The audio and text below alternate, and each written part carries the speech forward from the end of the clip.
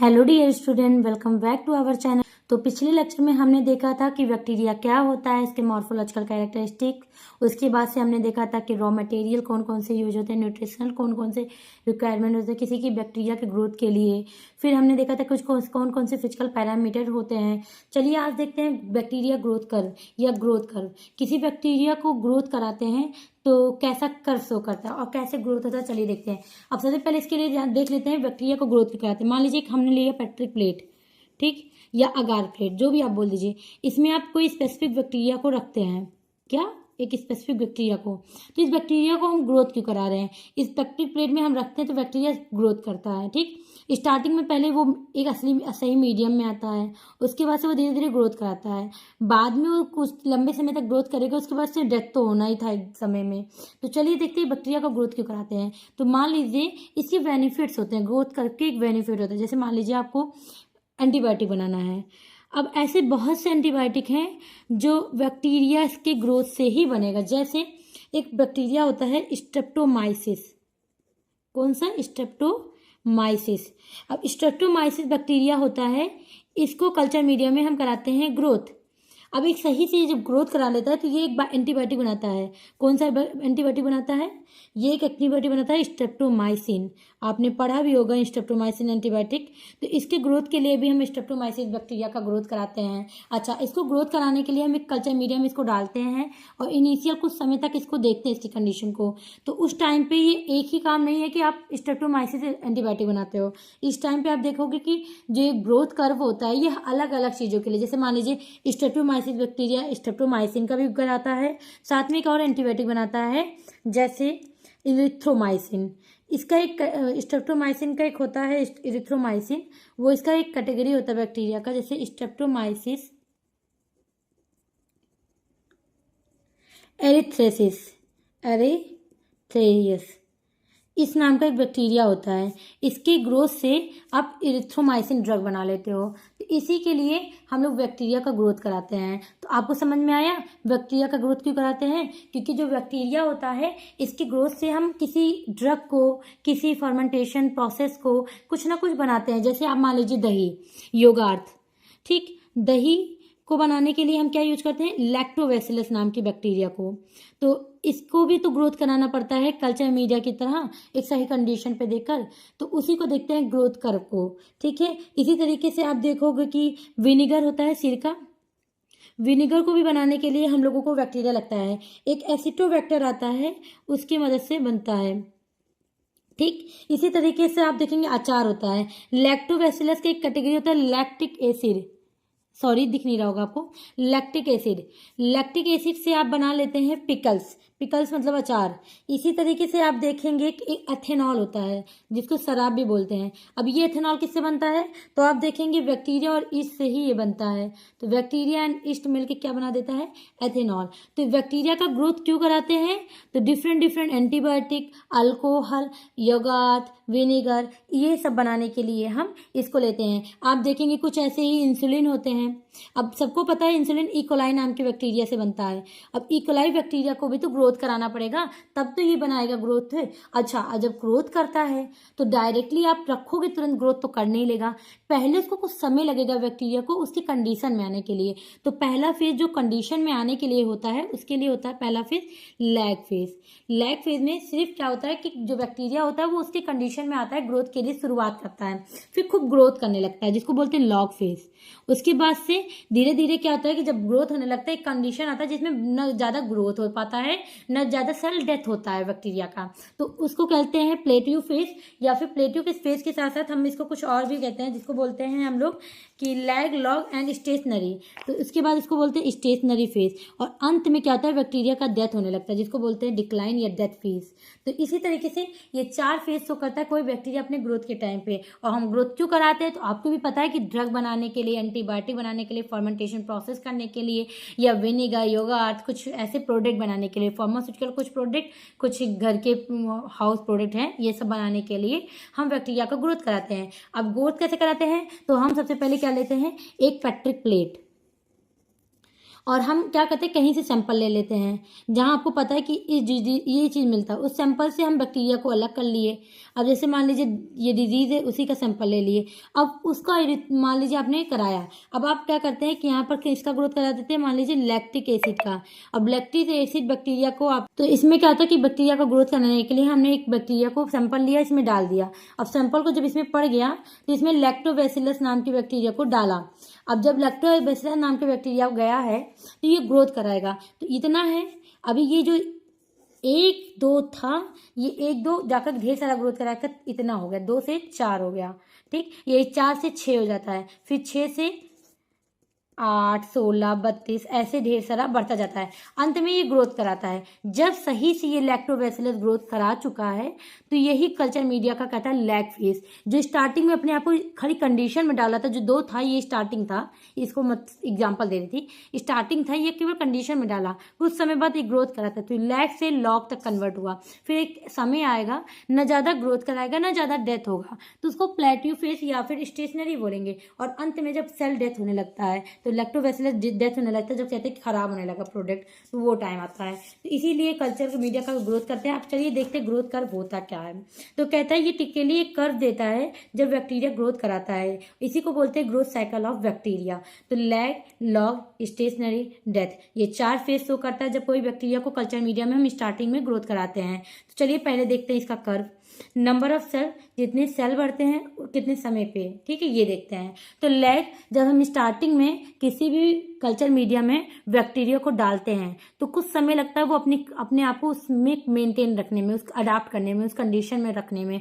तो कुछ जो कंडीशन में बनने में लगता है, तो स्टार्टिंग में ऐसे ही रहता है, ग्रोथ नहीं कराता। फिर धीरे धीरे आप देखेंगे बहुत ज़्यादा 2 से 4 से 16 8 16 32 इस तरीके से बैक्टीरिया ग्रोथ करने लगता है, जिसको बोलते हैं लॉग फेज।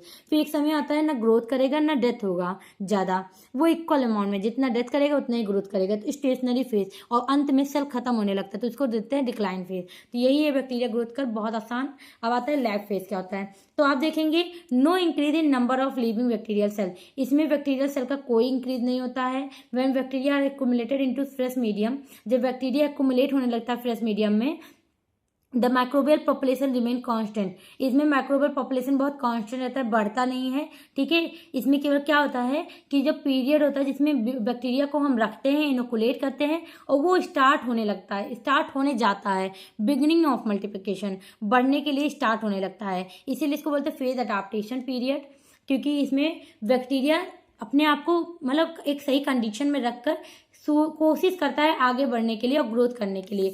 फिर आता है लॉग फेज, जिसमें आप देखेंगे कि ढेर सारा नंबर में increase in number of bacterial cell, तो बैक्टीरियल सेल बहुत ज़्यादा मल्टीप्लाई होता है, ढेर सारा बनता रहता है, इसीलिए इसको बोलते हैं मेटाबॉलिक एक्टिविटी वेरी हाई। इसमें मेटाबॉलिक एक्टिविटी बहुत ज़्यादा होता है, ग्रोथ बहुत ज़्यादा होता रहता है। फिर आता है कि स्टेशनरी फेज, जिस फेज में आप देखेंगे प्लेटिव नंबर रहता है, इक्वल रहता है लिविंग बैक्टीरिया सेल का।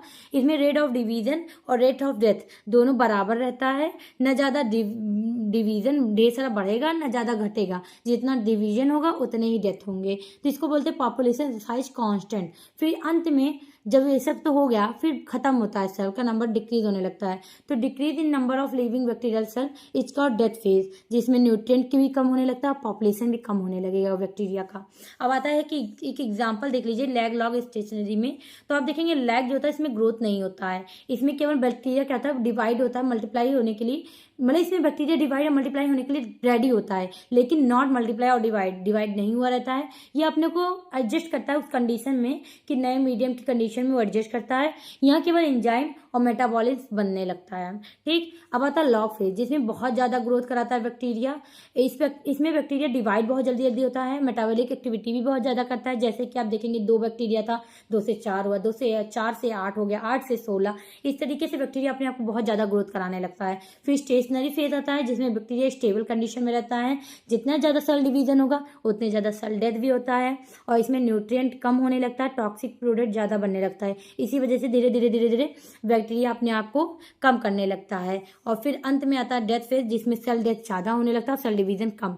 और इस क्यों? न्यूट्रिएंट की बहुत ज़्यादा कमी होने लगती है, टॉक्सिक प्रोडक्ट बहुत ज़्यादा बनने लगेगा और सेल की डेथ होने लगेगी। इसी तरीके से एक बैक्टीरिया अपने ग्रोथ कर्व में शो करता है। जैसे आप देखे होंगे कि एक बैक्टीरिया को ग्रोथ कराएंगे तो स्टार्टिंग में एक बैक्टीरिया रहता है, 2 रहेगा, ठीक। ये हमारा लैग फेज है। वहीं इस लैग से आएगा एक ऐसा कंडीशन जहाँ पर 2 से 4, 4 से 6, 4 से 8, ठीक, 8 से 16। तो ये आता है लॉग, जब बैक्टीरिया ग्रोथ कराने लगता है। फिर एक समय आएगा जितना बना था उतना ही रहेगा। मान लीजिए 4 है, 4 खत्म हो गया, तो 4 खत्म हुआ है तो 4 और बनेगा, तो जितना बनेगा उतना खत्म होगा, तो एक नंबर पे इक्वल अमाउंट में ही रह जाता है, ना ज़्यादा बन पाता है ना ज़्यादा घट पाता है।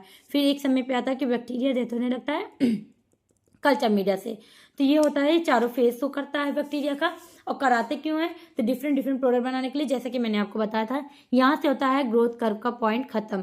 तो चलिए अब देखते हैं isolation and preservation method for pure culture. तो सबसे पहले जान लेते हैं प्योर कल्चर क्या होता है। जैसे मान लीजिए आपने कहीं से सैंपल लिया, ठीक। अब आप कहीं से भी, चाहे नाली से, कहीं से भी आप सैंपल लेंगे, तो इस सैंपल में जरूरी नहीं सिर्फ बैक्टीरिया हो या वायरस हो सकता है बैक्टीरिया हो सकता है वायरस हो, प्रोटोजोआ हो, एल्गी हो, ठीक, फंगी हो, कुछ भी हो सकता है। अब इसमें से ये जो है इसमें ढेर सारा है, तो इसको क्या बोल देंगे? मिक्स्ड। और क्या? कल्चर। तो जिसमें ढेर सारा हो उसको मिक्स कल्चर बोलते हैं। इसमें से आप अलग करते हो। जैसे मान लीजिए आपको बैक्टीरिया का ड्रग बनाना है, एंटीबायोटिक बनाना हो, ठीक।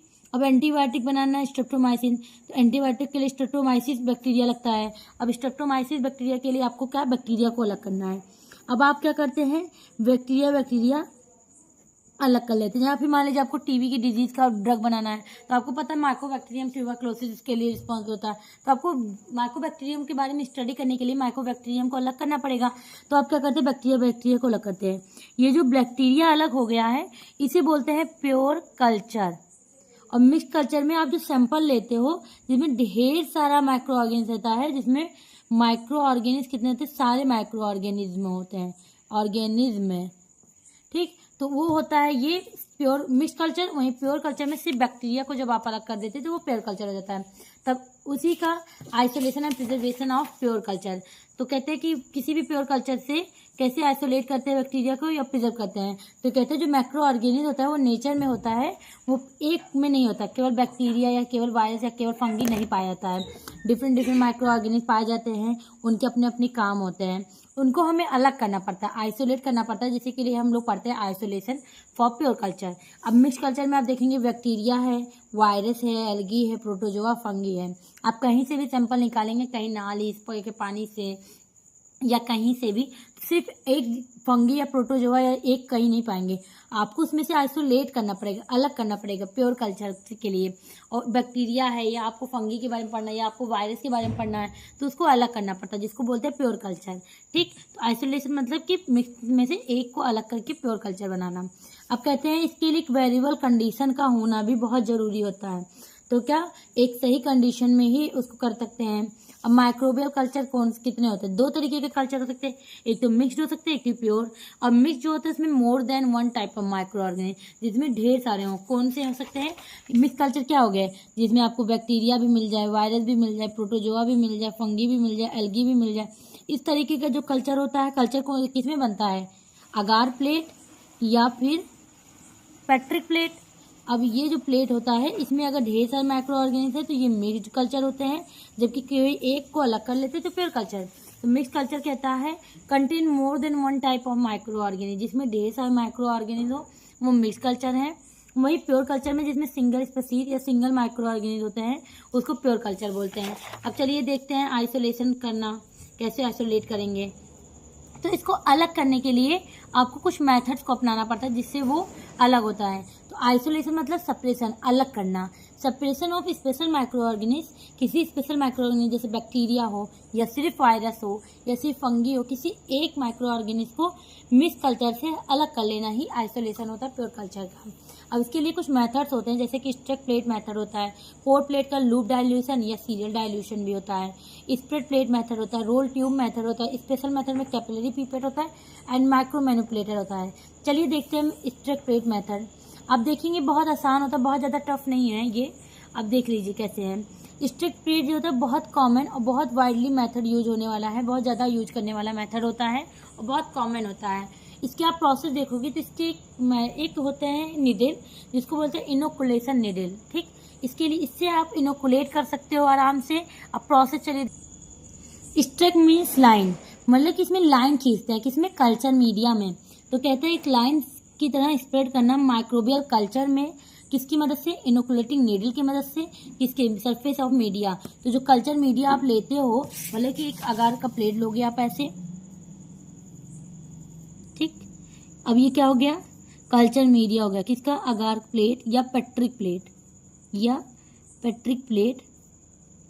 अब इससे आप एक स्ट्रिक खींचते, स्ट्रिक मतलब लाइन। तो ये किससे खींचे हो, एक था निडल, इनोकुलेटिंग निडल, उसकी मदद से आपने एक लाइन खींचा, इसमें ऐसे निकला रहता है जिसकी मदद से आप खींचते हो। तो कहता है स्ट्रिक मीन्स लाइन, जिसको स्प्रेड करते हैं माइक्रोबियल कल्चर में on surface of media, media के सरफेस पे। अब यहाँ पर कल्चर मीडिया है, इसमें सबसे पहले आप क्या करेंगे कि जो इनोकुलेटिंग निडल होता है, ये निडल होता है, इसको आप स्टेलाइज करते हो। क्या करते हो, स्टेलाइज करने के बाद से कहता है कि फर्स्टली इनोकुलेटिंग निडल को हमने फ्लेम या हीट की मदद से स्टेलाइज करते हैं। उसके बाद से हम उस सैंपल को लेते हैं जिस मिक्स कल्चर में होगा, मतलब कि आप कहीं के पानी से या जो भी कहीं से एक सैंपल ले लो जिसमें सारे माइक्रो ऑर्गेनिज्म होंगे, उससे आपको किसी एक माइक्रो ऑर्गेनिज्म को अलग करना है ना। आप वहाँ से सैंपल लिए, अब आप इनोकुलेटिंग मिडल से लाइन करते हो सरफेस ऑफ अगार प्लेट। जैसे ये हमने बोला ना अगार प्लेट है, ये कल्चर मीडिया है, ये कल्चर मीडिया है अपना, इसमें आप एक लाइन खींचते हो मिक्स कल्चर का। अच्छा, मिक्स कल्चर मतलब क्या हो गया, मिक्स कल्चर मतलब कि जिसमें से आप सैंपल लेते हो, अब कोई भी सैंपल कहीं से भी ले सकते हो, उसमें हमारे bacteria, virus, fungi, protozoa, euglena, algae सब कुछ होता है। ठीक, अब आपको मान लीजिए बैक्टीरिया या वायरस में से कोई एक अलग करना है, आपको माइकोबैक्टीरियम ट्यूबरक्लोसिस का बनाना है, या स्ट्रेप्टोमाइसिस का बनाना है, या लैक्टोबैसिलस का, कोई एक बैक्टीरिया के लिए आपने बैक्टीरिया को अलग किया। अब आप बैक्टीरिया के क्या करते हैं, इस पर एक मिक्स कल्चर का लाइन खींचते हो। अच्छा, ये स्टेलाइज नीडल से आप खींच रहे हो, ठीक है। इस तरीके से आप देखोगे कि हर बार स्टेलाइज नीडल से आप करते हो तो सारी चीज़ें तो ख़त्म होने के बाद से बैक्टीरिया धीरे धीरे ख़त्म होने लगता है और एक कॉलोनीज बनाने लगता है वो वहाँ पर।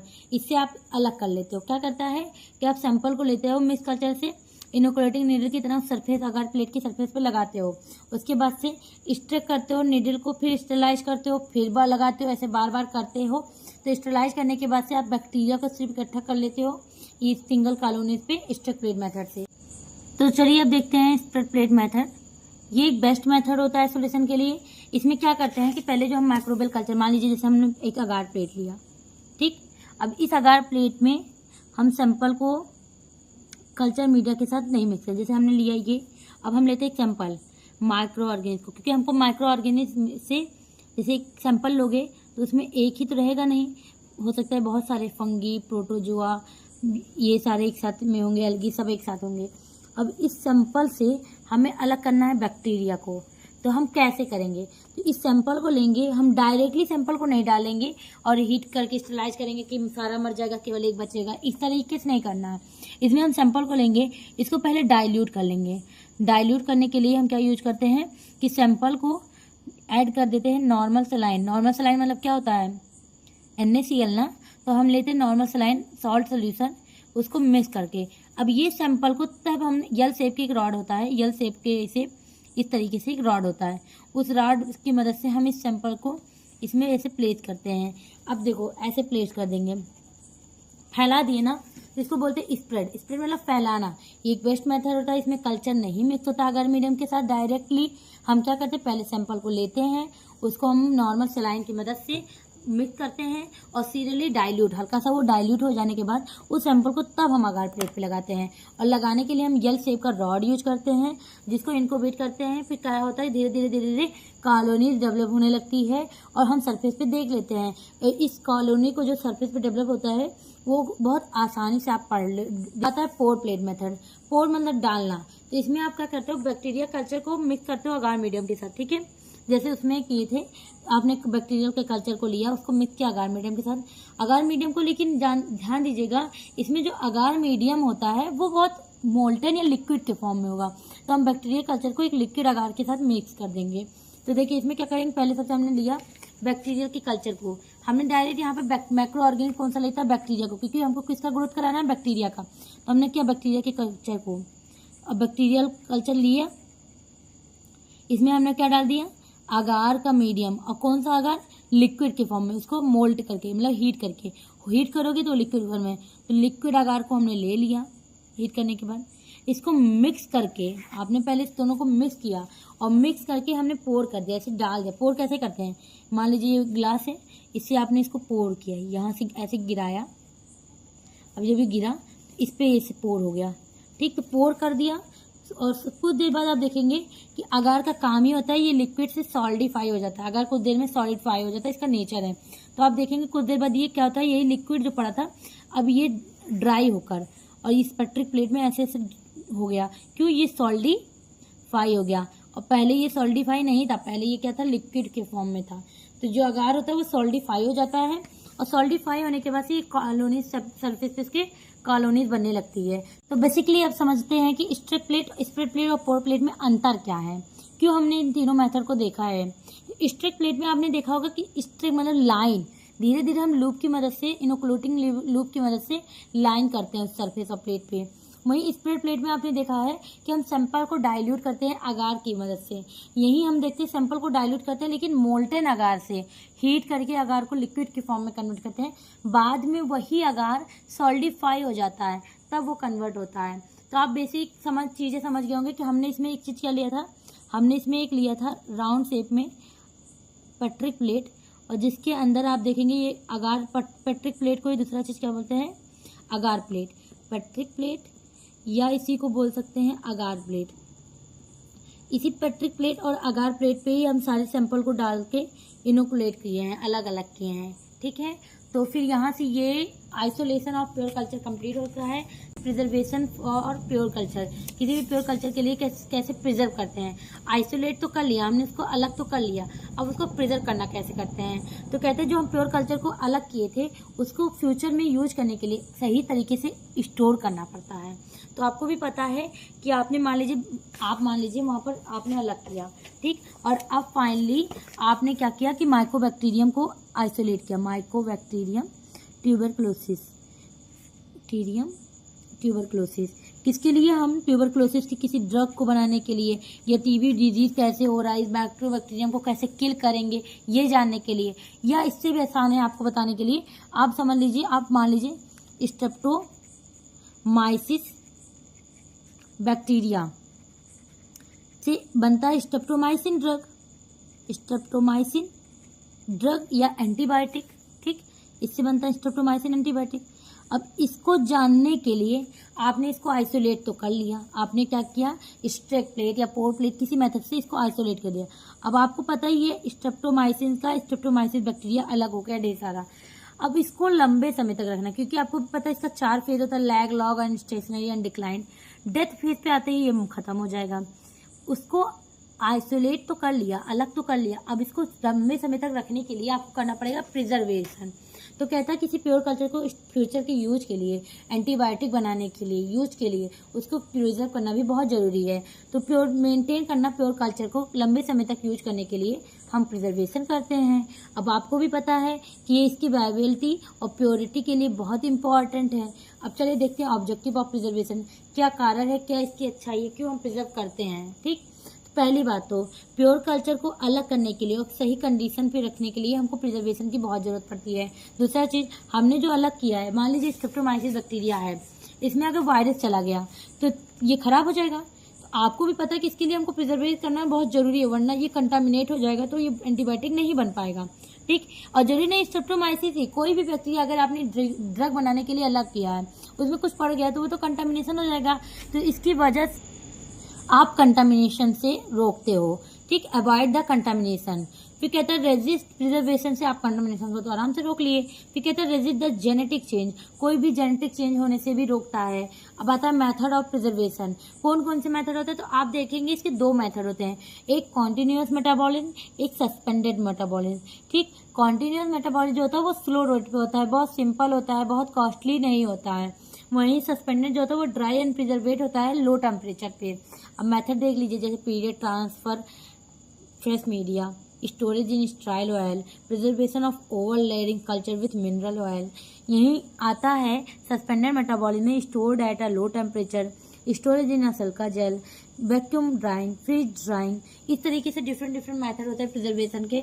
इसके बारे में भी अभी आप देखेंगे, परेशान ना होइए। अब आता है preservation for pure culture is use किसके लिए करते हैं। अब आता है कि हम प्रिजर्वेशन प्योर कल्चर का क्यों करते हैं।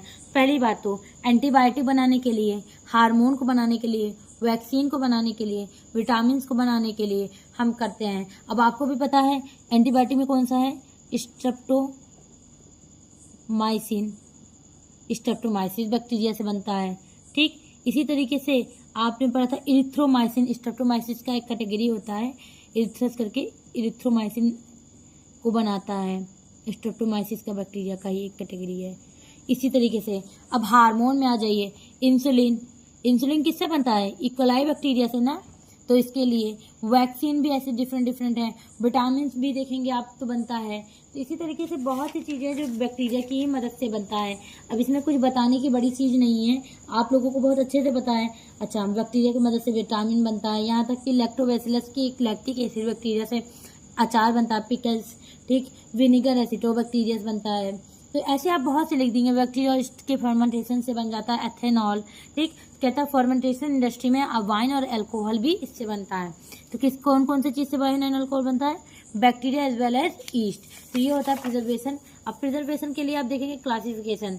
तो ये कुछ लॉन्ग टर्म मेथड होते हैं, कुछ शॉर्ट टर्म मेथड होते हैं, लेकिन इसके पर्सनली ग्रोथ कुछ लॉन्ग टर्म के लिए होते हैं, कुछ ऐसे होते हैं जो शॉर्ट टाइम के लिए होते हैं। तो जैसे लॉन्ग पीरियड के लिए सब कल्चरिंग, रेफ्रिजरेटर यूज होता है, पैराफाइन मेथड यूज होता है, पैराफिन के बाद cryopreservation, lyophilization and deep freezing. वहीं शॉर्ट पीरियड के लिए periodic transfer in fresh media, storage in low temperature refrigeration, storage in sterile soil, preservation in mineral oil, ये सब यूज होता है। तो अब देखेंगे सब कल्चरिंग क्या होता है। देखो बेटा, बहुत आसान से एक चीज़ बता दें, किसी भी बैक्टीरिया को या किसी भी माइक्रो ऑर्गेनिज्म को आपको प्रिजर्व करना है, लंबे समय तक रखना है। अब आप सोचिए, हीट टेम्परेचर रहेगा या बहुत ज़्यादा पीएच रहेगा, बहुत ज़्यादा टेम्परेचर रहेगा, तो माइक्रो ऑर्गेनिज्म खराब हो जाएगा, ठीक। अब हमें इसे लंबे समय तक रखना है, तो इसके लिए एक चीज़ होना चाहिए, ज़रूरी याद रख लेना, लो टेम्परेचर। क्या, लो टेम्परेचर। ये बहुत बड़ी चीज़ बता रही हूँ।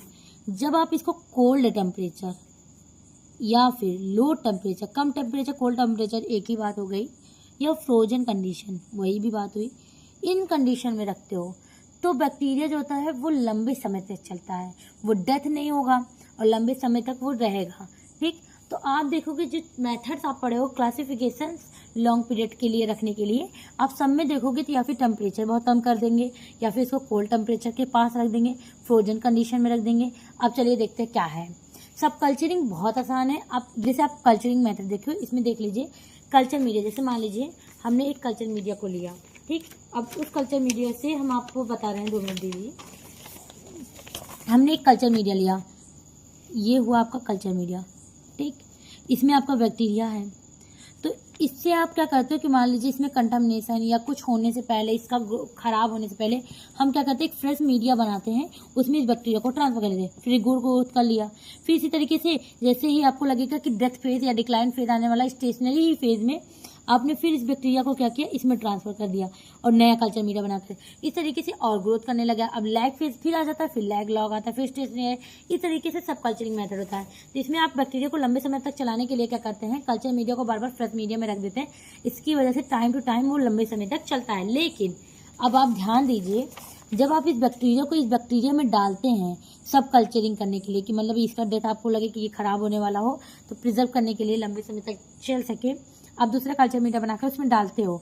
उस टाइम पे डालते समय अगर कंटामिनेशन हो गया तो वो खराब हो सकता है। तो कंटामिनेशन का चांस हो सकता है ज़्यादा हो, क्योंकि आप इसमें से लंबे समय तक चलने के लिए सब कल्चरिंग करते हो। तो एक डिसएडवांटेज है, कंटामिनेशन का चांसेस रहता है। दूसरा आता है रेफ्रिजरेटर। अब देख लीजिए, रेफ्रिजरेटर में आप केवल 4 डिग्री सेल्सियस एक लो टेम्परेचर पे रखते हो, जिसकी वजह से लंबे समय तक चल सके, थोड़ा ज़्यादा समय तक, लेकिन बहुत ज़्यादा समय तक नहीं चल पाएगा, क्योंकि टेम्परेचर लो करने से ये जरूरी नहीं है बैक्टीरिया किल नहीं होगा। एक समय आएगा तो बैक्टीरिया किल हो सकता है, इसलिए रेफ्रिजरेटर एक लो टेम्परेचर पर बैक्टीरिया को प्रिजर्व करते हो। वहीं क्रायो प्रिजर्वेशन में भी आप देखोगे फ्रोजन स्टोरेज कंडीशन दोगे, जैसे कि क्रायो प्रिजर्वेशन जो होता है वो फ्रोजन कंडीशन देता है, कोल्ड टेम्परेचर से थोड़ा ज़्यादा कंडीशन रहता है, इसमें आप ज़्यादा कोल्ड दे देते हो जिसकी वजह से बैक्टीरिया किल नहीं हो पाता है, ठीक है।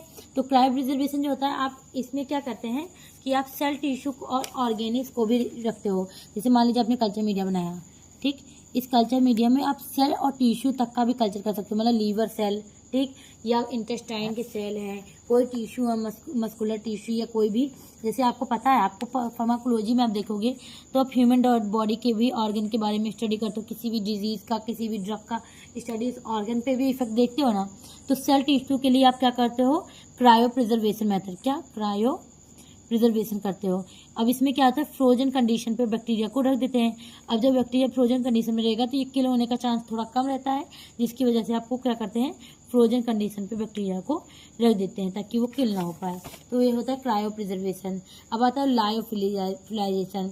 लायोफिलिजाइजेशन सबसे बेस्ट मेथड माना जाता है, इसको फ्रिज और ड्राइंग दोनों मेथड कहते हैं। क्यों, पहले आप इसको खूब ठंडे कंडीशन में, फ्रोजन कंडीशन में दे देते हो, -60 to 70 डिग्री सेल्सियस, ठीक, 78 डिग्री सेल्सियस, इतना ज़्यादा फ्रोजन कंडीशन दे देते हो। उसके साथ क्या करते हो, बाद में वैक्यूम यूज कर देते हो। वैक्यूम की वजह से जो आइस रहता है वो उड़ने लगता है, और जब आइस धीरे धीरे आइस खत्म, वाटर खत्म, आइस क्या है, वाटर से ही तो बनता है, वाटर खत्म, तो एक समय आएगा जो बैक्टीरिया है उसमें वाटर की अमाउंट खत्म हो गया है, तो वो बैक्टीरिया जो होता है डिहाइड्रेटेड हो जाता है, और जब बैक्टीरिया में कुछ नहीं रह गया तो उसको हम सील करके स्टोर कर देते हैं, और रेफ्रिजरेटर की तरह 4 डिग्री सेल्सियस पे इसको लंबे समय तक चला सकते हैं। तो क्रायो प्रिजर्वेशन भी बहुत लंबे समय तक चलने के लिए अच्छा रहता है, जिससे आप बैक्टीरिया से अनवांटेड चीज़ें हटाकर सिर्फ बैक्टीरिया बचा लेते हो, ठीक। अब इस बैक्टीरिया को लंबे समय तक स्टोर कर सकते हो। अब आता है स्टोरेज इन स्टेराइल सॉइल। अब इसमें क्या होता है कि जो इन दिस सॉइल जो होता है उसको प्रिजर्व करते हैं लो टेम्परेचर, आपको पता ही थी, जैसे कि बैसिलस हो, स्ट्रेप्टोमाइसिस है, पेनिसिलियम। अब आपको पता है पेनिसिलियम नोटेटम से पेनिसिलिन ड्रग बनता है, बैसिलस से भी बहुत बनता है, स्ट्रेप्टोमाइसिस से तो पता ही है स्ट्रेप्टोमाइसिन बनता है, तो सब लो टेम्परेचर पे रखते हैं। तो आपको भी एक चीज़ पता चल जाएगा, किसी भी बैक्टीरिया को ग्रोथ कराने के लिए आप क्या करते हो, पहले मिक्स्ड कल्चर से, जिसमें ढेर सारा माइक्रो ऑर्गेनिज्म था, किसी एक को, मान लो सिर्फ बैक्टीरिया को अलग कर लेते हो। अब इस बैक्टीरिया को आप आइसोलेट करते हो, ठीक, आइसोलेट करने के लिए आप स्टेट प्लेट, पोर प्लेट, किसी भी मेथड से बैक्टीरिया को अलग कर लिए। अब जब ये अलग हो गया, इसको प्रिजर्व करने के लिए भी आप डिफरेंट मेथड यूज करते हो। अब प्रिजर्व करने के लिए आपको क्या चाहिए, सबसे मेन चीज़ है, किसी भी बैक्टीरिया को प्रिजर्व करने के लिए मेन चीज़ होता है लो टेम्परेचर, ये होना ज़रूरी है, या कह दो फ्रोजन कंडीशन, ये होना ज़रूरी है, ठीक, या आइस, या बोल दो कि -4 डिग्री सेल्सियस, मतलब ये कंडीशन होना बहुत ज़्यादा ज़रूरी होता है। और यहीं से आपका isolation and preservation for pure culture complete होता है। कल्टीवेशन ऑफ एनारोबिक बैक्टीरिया, क्या कल्टीवेशन मतलब कि ग्रोथ कराना है किसका, एनारोबिक बैक्टीरिया का। तो सबसे पहले चलिए देखते हैं एनारोबिक बैक्टीरिया होता क्या है, ठीक है। तो चलिए सबसे पहले देखते हैं एनारोबिक बैक्टीरिया क्या होता है। अब देख लीजिए एनारोबिक बैक्टीरिया, एनारोबिक 2 वर्ड से बना है। अब आप देखेंगे तो एक एन है, एक है एरोबिक, जहाँ बाबू एन का मतलब होता है अब्सेंस, मतलब कि जो बैक्टीरिया अब्सेंस ऑफ, एरोबिक मतलब ऑक्सीजन, जो बैक्टीरिया ऑक्सीजन के अब्सेंस में ग्रोथ करे, ऐसे बैक्टीरिया को एनारोबिक बैक्टीरिया कहते हैं। तो ऐसे कुछ बैक्टीरिया होते हैं जिनका ग्रोथ कब होता है, growth when oxygen not present, जहाँ ऑक्सीजन नहीं प्रेजेंस रहेगा वहीं ग्रोथ कर पाएगा कौन, एनारोबिक बैक्टीरिया। मतलब कि इनके लिए ऑक्सीजन हानिकारक होता है, ये अगर ऑक्सीजन पाएंगे तो इनका ग्रोथ खत्म हो जाएगा, ये डेड हो जाएंगे। तो ऐसे बैक्टीरिया जिनका ग्रोथ कब होता है, जब ऑक्सीजन नहीं होगा, उन्हें एनारोबिक बैक्टीरिया कहते हैं। और इसमें होता है एक्टिनोमाइसिस, ऐसे कुछ बहुत से बैक्टीरिया होते हैं। अब आपके दिमाग में आता होगा कि ऐसे बैक्टीरिया ग्रोथ कैसे करते होंगे। तो कल्टीवेशन मतलब ग्रोथ कराना है, तो अब आप कहीं भी चले जाओ ऑक्सीजन ज़रूर रहता है, और एयर ऐसा कहीं भी ना हो जहाँ ना प्रेजेंट हो, ऑक्सीजन ऐसा कहीं नहीं है। तो इसके लिए आपको एक कंडीशन देना पड़ता है। इसके लिए आप क्या करते हो, एक ले लेते हो बॉक्स, ठीक, उसको पूरे तरीके से पैक्ड जार के तरीके से होता है, उसमें आप कल्चर मीडिया को रखते हो। जैसे मान लीजिए ये बैक्टीरिया का कल्चर मीडिया बनाया आपने, ये बैक्टीरिया को ग्रोथ करने के लिए बैक्टीरिया डाला, कल्चर मीडिया का और रॉ मटेरियल न्यूट्रिशन डाला और कल्चर मीडिया तैयार हो गया। क्या हो गया, ये बैक्टीरियल कल्चर मीडिया है, जिसे हमें किस में ग्रोथ कराना है, अभी ग्रोथ नहीं किया है, ग्रोथ करवाने के लिए डालना है कल्चर मीडिया को। कहाँ डालना है, ऐसे इंक्यूबेटर में जहाँ ऑक्सीजन ना जा पाए। अब आपने इसमें डाल दिया। अब एक चीज़ आपको समझ में आ रही होगी कि इसमें ऑलरेडी ऑक्सीजन चला जाएगा। आप कोई भी चीज़ ऐसे है इसको बंद भी करो तो भी ऑक्सीजन चला जाता है, तो इसके ऑक्सीजन ना जा पाए ऐसा कुछ करना है तो आप क्या करते हैं, इसको पूरी तरीके से सील कर देते हो। कैसे, या फिर आप इसमें different different gas, hydrogen gas है, ठीक, नाइट्रोजन है, कार्बन डाइऑक्साइड, इन सभी गैस से इसको सील कर दो इस पूरे कंटेनर को, तो भी ऑक्सीजन जाने की जगह ही नहीं रहेगा, तो जाएगा कैसे। या फिर इसमें ऐसा कुछ डाल दो जो बचा हुआ ऑक्सीजन है वो उसको अपने अंदर ले ले और कार्बन डाइऑक्साइड रिलीज करे। जैसे आप मोमबत्ती जला दो, वो ऑक्सीजन को ले लेगा ना, कार्बन डाइऑक्साइड को ला देगा, तो भी आप ग्रोथ कर लोगे जिसमें ऑक्सीजन नहीं रहेगा। इसी तरीके से आप कुछ भी डाल दो, प्लेटियम डाल दो, प्लेटियम का काम होता है वो हाइड्रोजन रिलीज करता है। प्लेटियम है, ऐसे मान लीजिए प्लेटियम है, ठीक, अभी प्लेटियम का काम है हाइड्रोजन रिलीज करेगा, तो इसमें जो एक आध दो ऑक्सीजन होगा वो ले लेगा और वाटर बना देगा। फिर कंप्लीट ऑक्सीजन खत्म हो गया तो एनारोबिक कंडीशन आ गया, तब ग्रोथ कर लेगा। तो आपको ऐसा कुछ करना पड़ेगा कल्टीवेशन के लिए कि एनारोबिक कंडीशन ही आ जाए। तो चलिए अब देखते हैं कल्टीवेशन कैसे करते हैं। तो कल्टीवेशन ऑफ एनारोबिक बैक्टीरिया, तो इसमें क्या होता है कि एनारोबिक माइक्रो ऑर्गेनिज्म जो है बहुत ज़्यादा फैला हुआ है।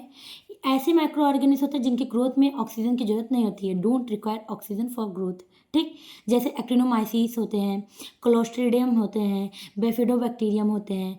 इससे ऐसे ही बहुत से बैक्टीरिया होते हैं जिनको ऑक्सीजन की ज़रूरत ही नहीं होती है ग्रोथ के लिए, ठीक। अब इसमें दो तरीके के एनारोबिक बैक्टीरिया होते हैं, एक तो होते हैं जिनको ऑक्सीजन मिल गया तो ठीक है चलो ग्रोथ कर लेता है, और नहीं भी मिलता है तो भी करता ही है क्योंकि एनारोबिक है। लेकिन कुछ ऐसे होते हैं जिनको ऑक्सीजन नहीं ही चाहिए, अगर ऐसे बैक्टीरिया को ऑक्सीजन मिल गया तो वो खराब या टॉक्सिक या डेड हो जाता है, ठीक।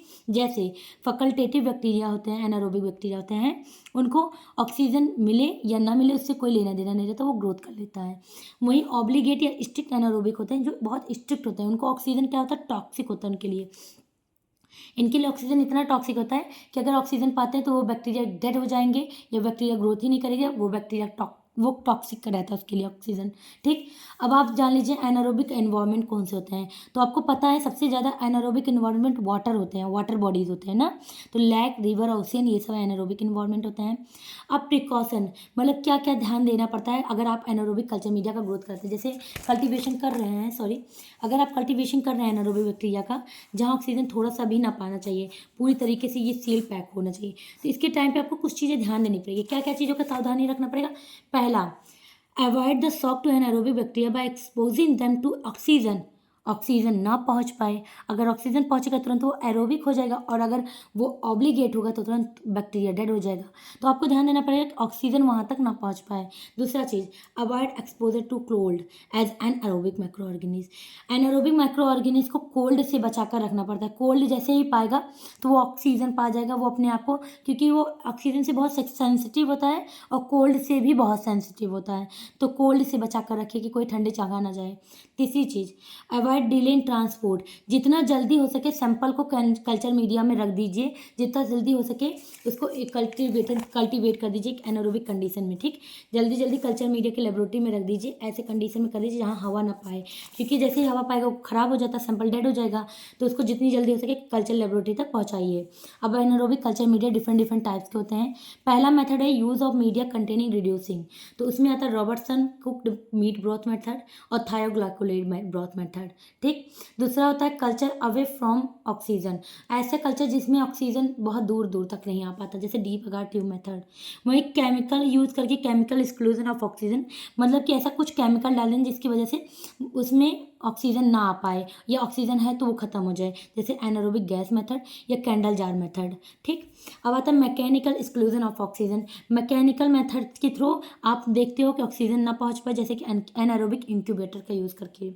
अब आता है एक्सक्लूजन ऑफ ऑक्सीजन, इसमें रोल ट्यूब मेथड होता है। अब पहले सबसे देखते हैं एनारोबिक कल्चर मेथड, चैम्बर। ठीक, अब एक इसमें आप सैंपल से सुन लीजिए, एनारोबिक मतलब ऑक्सीजन ना पहुंच पाए ऐसा चैम्बर लेना है। तो आप क्या करते हो, एक ऐसा चैम्बर ले लेते हो। ठीक सुनिए, पहला आपने एक चैम्बर लिया। अब इसमें आप जो बैक्टीरियल कल्चर था, जो कल्चर मीडिया आपने रॉ मटेरियल न्यूट्रिशन आप पढ़े होने से पहले कौन कौन सा न्यूट्रिशन बैक्टीरियल, ठीक है, अगार प्लेट या अगार क्या क्या डालते हो सब कुछ डालो। ठीक, वाटर है, ठीक है, सब कुछ डाल के आपने NaCl सब डाले ना, बैक्टीरियल कल्चर का ग्रोथ कराया। अब इस कल्चर मीडिया को आपने इसमें प्लेस कर दिया। अब इसमें ऑक्सीजन ना पहुंच पाए इसके लिए आप इसको पूरी तरीके से सील करोगे। और सील्ड किससे करना है, सील्ड करने के लिए आप गैस का यूज करोगे, हाइड्रोजन गैस हो जाए, नाइट्रोजन यूज कर लो, कार्बन डाइऑक्साइड यूज कर लो, ऐसे गैस का यूज करो जिससे ऑक्सीजन आ ना पाए और पूरी तरीके से सील हो जाए। अब इसमें क्या, hydrogen, nitrogen, carbon dioxide, different different gas से इसको फुल कर दो। अब जब इस पूरा तरीके से सील हो गया, मतलब ये पूरी तरीके से बंद गया, तो यहाँ ऑक्सीजन पहुँचेगा नहीं और बैक्टीरिया अच्छे से ग्रोथ कर लेगा। तो एनारोबिक चैम्बर देखिए बहुत आसान है। इसमें आप क्या करते हो कि इसको जो एनारोबिक चैम्बर होता है, एक चैम्बर लेते हो, उसमें बैक्टीरियल कल्चर को प्लेस कर देते हो, उसके बाद से उसको सील कर देते हो hydrogen, carbon dioxide, nitrogen gas से, और बैक्टीरियल कल्चर को रखते हो, बैक्टीरिया आराम से ग्रोथ कर लेगा और एक एनारोबिक कंडीशन में कर लेगा। इसके बाद आता है एनारोबिक जार मेथड। ये भी बहुत आसान है, आप देखने में बस टफ लगेगा। अब नाम सुनिए, एनारोबिक मतलब कि ऑक्सीजन ना पहुंच पाए, नहीं पहुंचना चाहिए ऑक्सीजन, ऐसे जार को ले लो। ठीक, जार मेथड है तो आपने एक जार ले लिया। ठीक, ये तो याद हो जाएगा, आपने एक जार ले लिया, उसमें आप अपने बैक्टीरिया कल्चर को रख दिया। अब जार लिए होगे तो ऑलरेडी जब जार को बंद किए होगे तब ऑक्सीजन पहुंच गया होगा। इसके लिए आप एक काम करोगे, एक प्लेटियम डाल दोगे। क्या, प्लेटियम, प्लेटिनम डालोगे तो प्लेटिनम रिलीज करता है हाइड्रोजन को। अब ये हाइड्रोजन रिलीज करेगा, अब ये हाइड्रोजन रिलीज करेगा, इसमें ऑलरेडी 2-4 ऑक्सीजन थे ही।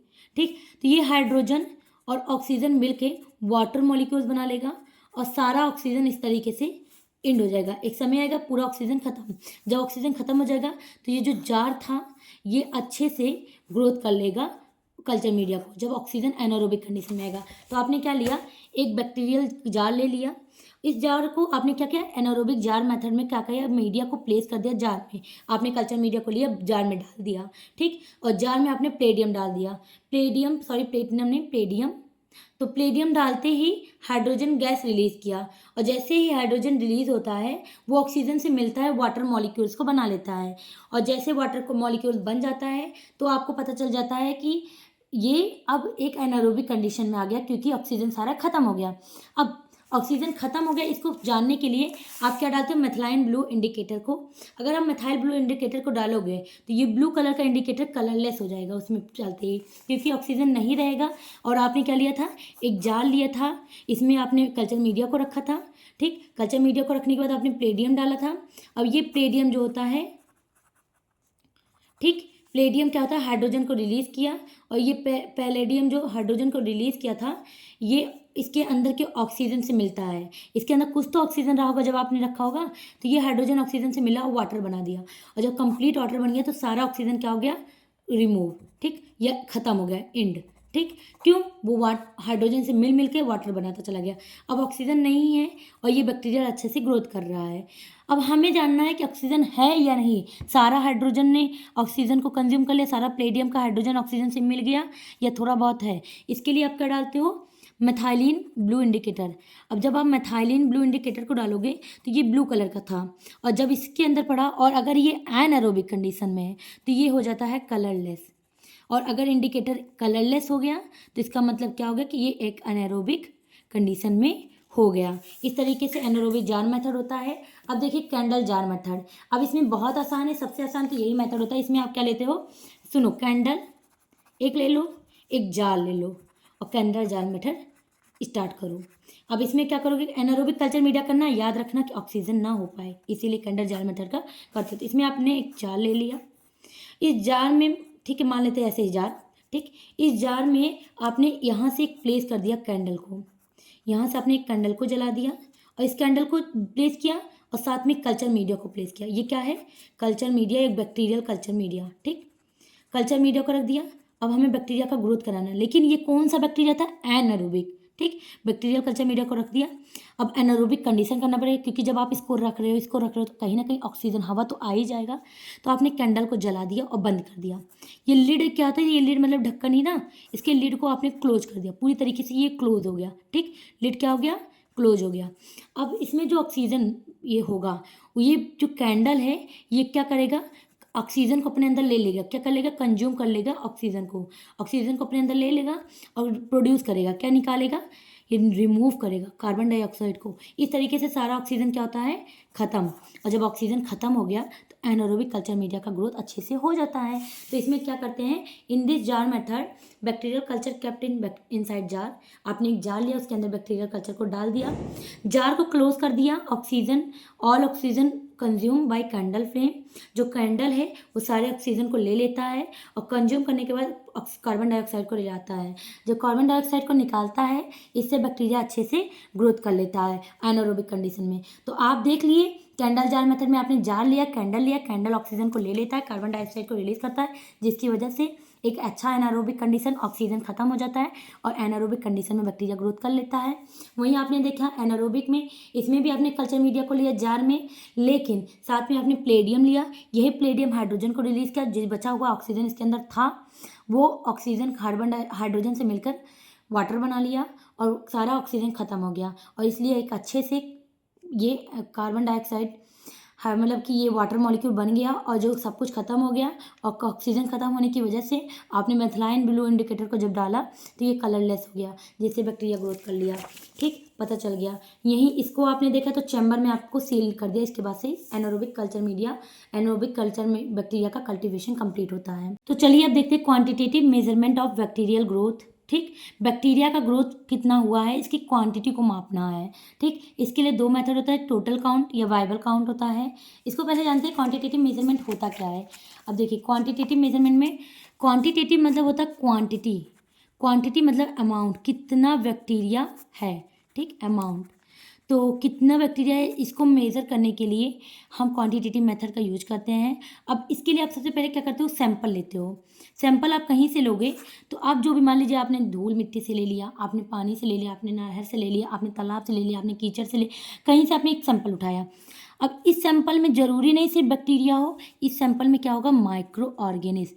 और माइक्रो ऑर्गेनिज्म मतलब हो गया कि बैक्टीरिया भी हो सकता है, तो वायरस भी हो सकता है, फंगी भी हो सकता है, प्रोटोजोआ भी हो सकता है, एल्गी भी हो सकता है, कुछ भी हो सकता है। अब आप इससे क्या कहते हैं? अच्छा, ये जो माइक्रो ऑर्गेनिज्म है ढेर सारा, इसको बोलते हैं मिक्स्ड कल्चर। इससे आप अलग करते हो किसी एक को। आपने जैसे बैक्टीरिया को अलग किया। अच्छा, किसी एक को अलग करना क्या होता है? आइसोलेशन ना, अभी आपने पढ़ चुके हैं ना। आइसोलेशन होता है जब आप किसी एक बैक्टीरिया को अलग कर लेते हैं, और जब आप एक को अलग कर लिए तो इसको बोलते हैं प्योर कल्चर। अब इस बैक्टीरिया को आपने अलग किया, पहले आपने इसके पहले देखा होगा। अब इसको अलग करने के बाद इसको कल्टीवेट करते हो। कल्टीवेशन मतलब कि इसका क्या कराते हो? एक बैक्टीरिया का ग्रोथ कराते हो। बैक्टीरिया का क्या कराते हो? कल्टीवेशन में बैक्टीरिया का ग्रोथ कराते हो। जब बैक्टीरिया ग्रोथ हो जाता है, फिर इसके बाद से हम क्या करते हैं? बैक्टीरिया जब ढेर सारा ग्रोथ हो गया, अब हम इसको मेज़र करते हैं। क्या करते हैं? मेज़र, कि ये कितना है। मेज़र क्या करते हैं? इसके अमाउंट को। और जब इसके अमाउंट को मेज़र करते हैं कि कितना बैक्टीरिया ग्रोथ किया है, जो हमसे सैंपल लिए यहाँ से बैक्टीरिया को अलग किया, कितना बैक्टीरिया ग्रोथ किया है, इसको मेज़र करते हैं। इसी को बोलते हैं क्वांटिटेटिव मेजरमेंट। ठीक, अब आया ना समझ में क्वांटिटेटिव मेजरमेंट क्यों मतलब कैसे आता है।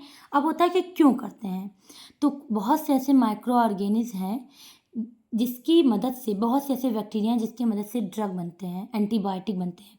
तो बैक्टीरिया का यूज जो है वो बहुत अच्छा है, इसलिए हम इसका क्वांटिटेटिव मेजरमेंट या इसका आइसोलेशन या इसका कल्टीवेशन करते हैं। तो क्या यूज है? जैसे एंटीबायोटिक बनाता है, इसके लिए यूज है। दूसरा है फर्मेंटेशन में यूज़ है। ठीक, फर्मेंटेशन में। तीसरा है कि आप कोई भी इंसुलिन है उसके प्रोडक्शन में। ठीक, कुछ हार्मोन्स, ऐसे ही बहुत सी चीज़ों के प्रोडक्शन में भी इसका यूज है। ठीक, तो इसके जो यूजेज हैं, वैरायटी ऑफ यूजेज हैं, जैसे कि योगार्ट बनता है, दही ना, वाइन बन रहा है। ठीक, इसी तरीके से आप देखोगे कि अल्कोहल के साथ साथ बहुत सी चीज़ें बहुत बनती है। ठीक, अभी आप देखोगे सिरका होता है, विनेगर, वो बनता है। ठीक। एंटीबायोटिक में देखोगे तो स्ट्रेप्टोमाइसिन है, इसी से बनता है, स्ट्रेप्टोमाइसिस बैक्टीरिया से ही। तो आप डिफरेंट डिफरेंट देखोगे चीज़ें जो आती है, ये एंटीबायोटिक ये भी बनता है। तो इसके लिए ही बैक्टीरिया का ग्रोथ कराते हैं। और कैसे कराते हैं, सैंपल को लेते हैं और किसी डिजीज़ को जानने के लिए भी, जैसे माइकोबैक्टीरियम ट्यूबरक्लोसिस का ग्रोथ कराते हैं कि देखते हैं कि क्या माइकोबैक्टीरियम से टीबी हुआ था, ठीक। तो ट्यूबरक्लोसिस है। इसी तरीके से डिफरेंट डिफरेंट डिजीज़ को जानने के लिए, किसी भी चीज़ को डायग्नोसिस करने के लिए, सब चीज़ों के लिए बैक्टीरिया का ग्रोथ कराना जरूरी था। तो आप बैक्टीरिया का ग्रोथ कराते हो, कल्टीवेट कराते हो, मेजर करते हो। और मेजर करने का तरीका क्या है ये देखते हैं। तो क्वांटिटेटिव मेजरमेंट ऑफ बैक्टीरिया जो होता है आफ्टर आइसोलेशन, मैंने कहा पहले बैक्टीरिया को आप अलग कर लेते हो, एक प्योर कल्चर एक बैक्टीरिया हो जाता है, फिर इसको इंक्यूबेट करते हो। फिर इंक्यूबेट करते हो क्यों, कल्टीवेट करते हो ग्रोथ कराने के लिए। जब ग्रोथ होने लगता है फिर हम इसको काउंट करते हैं कि कितना नंबर बैक्टीरिया का है और किस तरीके से। तो उसको काउंट करने के लिए हम अलग अलग मेथड का यूज करते हैं। तो उसका जो होता है क्वांटिटेटिव मतलब होता है क्वांटिटी या अमाउंट को नापना। अब इसके लिए दो मेथड यूज करते हैं, टोटल काउंट मेथड और viable count method. Total count को डायरेक्ट मेथड कहते हैं और वहीं वाइबल काउंट को इनडायरेक्ट मेथड कहते हैं। अब डायरेक्ट क्यों कहते हैं, क्योंकि डायरेक्टली दोनों को काउंट करता है, किसको, लिविंग सेल हो चाहे डेड सेल हो, दोनों को काउंट करता है। वहीं वाइबल काउंट जो होता है वो केवल लिविंग सेल को ही करता है, जो बैक्टीरिया जिंदा है उसी को, ठीक। अब इसका मेथड देखोगे तो इसके तीन मेथड होते हैं। Determination of cell number, cell number को मापता है तो वो हो गया। Determination of cell mass, cell के वेट को मापता है तो सेल मास। और determination of cell activity, cell की एक्टिविटी को मेजर करता है तो वो सेल ये होता है। यही total number of cell number, cell के नंबर को जब माप वेट करता है वो टोटल काउंट या डायरेक्ट मेथड होता है, जिसमें दो होता है, काउंटिंग चैम्बर, इलेक्ट्रॉनिक काउंटिंग। अब आपको टोटल काउंट याद हो तो जो लिविंग और डेड दोनों सेल को वेट करता है, ठीक, मतलब मेजर करता है। वहीं वाइबल काउंट जो होता है वो प्लेट काउंट या मेम्ब्रेन फिल्टर होता है। वहीं आप डिटर्मिनेशन सेल मास देखोगे तो डायरेक्ट मेथड में आता है ड्राई वेट मेजरमेंट और सेल नाइट्रोजन मेजरमेंट। वहीं इनडायरेक्ट में टर्बिडिमेट्री मेथड होता है, ठीक। वहीं आप देखोगे डिटर्मिनेशन सेल एक्टिविटी का सबसे famous measurement of biochemical activity, उसकी बायोकेमिकल एक्टिविटी को सेल के माप मेजर करते हैं तो इस मेथड से, ठीक है। अब चलिए देखते हैं टोटल काउंट मेथड। ये बहुत आसान होता है, आप बस ध्यान से सुनेंगे तुरंत समझ में आ जाएगा। टोटल काउंट मेथड जो होता है आपको भी पता है कि टोटल काउंट अभी मैंने बताया था, जो अलाइव मतलब कि लिविंग बैक्टीरिया हो चाहे डेड बैक्टीरिया, दोनों को मेजर करता है वो टोटल काउंट मेथड होता है। वहीं आपने अभी पढ़ा था कि वाइबल काउंट जो होता है वो सिर्फ डेड बैक्टीरिया को ही वेट करता है, ठीक है, सॉरी सिर्फ लिविंग बैक्टीरिया को ही वेट करता है, एक ही को, डेड को नहीं करता। जबकि टोटल काउंट दोनों को करता है, तो ये लिविंग डेड दोनों बैक्टीरिया को वेट करता है। अब इसका एक मेथड है काउंटिंग चैम्बर मेथड। अब इसको आप ध्यान से सुनिए, बहुत आसान है।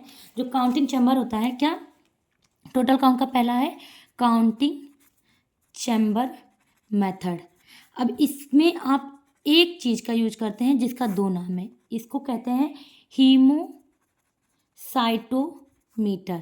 हीमोसाइटोमीटर एक स्लाइड होता है, सुनिए, ये एक स्लाइड होता है जिसका दूसरा नाम क्या होता है, न्यू बार स्लाइड। क्या, न्यू बार स्लाइड। तो न्यू बार स्लाइड है इसका नाम। अब ये एक रेक्टेंगुलर स्लाइड है, आप देखोगे एक रेक्टेंगुलर शेप में है ना। अब इस स्लाइड में एक खासियत होता है, इसमें एक ऐसा स्क्वायर होता है। अब इसके अंदर आप सैंपल रखोगे, ये मेज़र है, ये बता है कि कितना लंबाई चौड़ाई सब है, इसका मेज़र है, ये ऐसे ऐसे होता है। अब ये मेज़र है कि कितना लंबाई चौड़ाई है, तो इसमें आप सिर्फ सैंपल को यहाँ पुट करते हो। क्या करते हो कि आपने क्या, किसका सैंपल लोगे, बैक्टीरियल का सैंपल लोगे ना, क्योंकि आप बैक्टीरिया को ही तो मेज़र कर रहे हो, जो हमने कल्चर मीडिया में कल्टीवेट किया था, ग्रोथ कराया था। उस बैक्टीरिया सैंपल को जो ग्रोथ कराए थे उसका एक सैंपल लेते हो, बैक्टीरिया सैंपल को यहाँ एक ड्रॉप डालते हो, ठीक। जब आप इसमें एक ड्रॉप किस पे डालते हो, न्यू बार स्लाइड पे या हीमोसाइटोमीटर, एक ही चीज़ है, उस पे डालते हो। तो जब इसमें स्लाइड को डालते हो, ये सैंपल डालने के बाद वो फैलाओ, ठीक, फैलने के बाद वो कितना दूर फैलता है, इस स्लाइड को आप लेकर जाते हो और माइक्रोस्कोप पे देखते हो। अब जब आप माइक्रोस्कोप पे देखते हो तो इसका वॉल्यूम और ये सब चीज़ आपको पता है, तो आप इससे क्या होता है कि नंबर ऑफ स्क्वायर के हिसाब से, जितना स्क्वायर तक यहाँ फैला है, इस स्क्वायर तक भी गया है, यहाँ तक गया है, नंबर ऑफ स्क्वायर के हिसाब से आप काउंट कर लेते हो, ठीक। जितना स्क्वायर में बैक्टीरिया प्रेजेंट है, नंबर ऑफ स्क्वायर में बैक्टीरिया प्रेजेंट है, उस हिसाब से आप देख लेते हो बैक्टीरिया जितना में प्रेजेंट है, ठीक। अब उस हिसाब से आप क्या कर लेते हो, कैलकुलेट कर लेते हो और मल्टीप्लाई कर लेते हो, इस हिसाब से आप बैक्टीरिया को जान जाते हो। तो ये बहुत आसान है ना। आपने एक लिया हीमेटोसाइटोमीटर, आपने सैंपल को डाला। इस हीमेटोसाइटोमीटर का खासियत है कि इसमें जो स्क्वायर होता है वो मेजर रहता है, पता रहता है।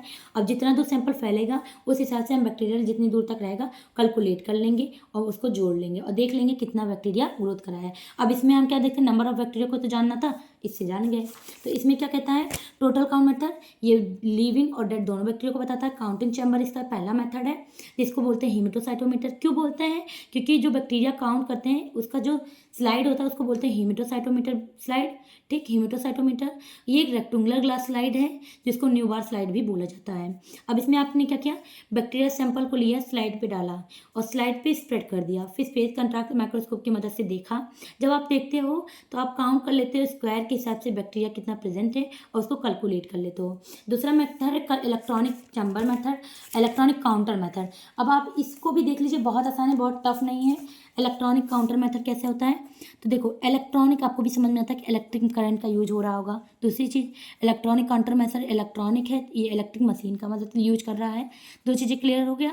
अब इलेक्ट्रॉनिक काउंटर मेथड में बहुत आसान से कैपिलरी ले लोगे। क्या ले लेते हो, एक पहले तो सैंपल ले लो। ठीक, बैक्टीरियल सोल्यूशन का एक सैंपल ले लिए, बैक्टीरियल सोल्यूशन का क्या ले लिए, सैंपल जो आप ग्रोथ कराए हो, जिसको आपको पता करना है कि कितना अमाउंट है।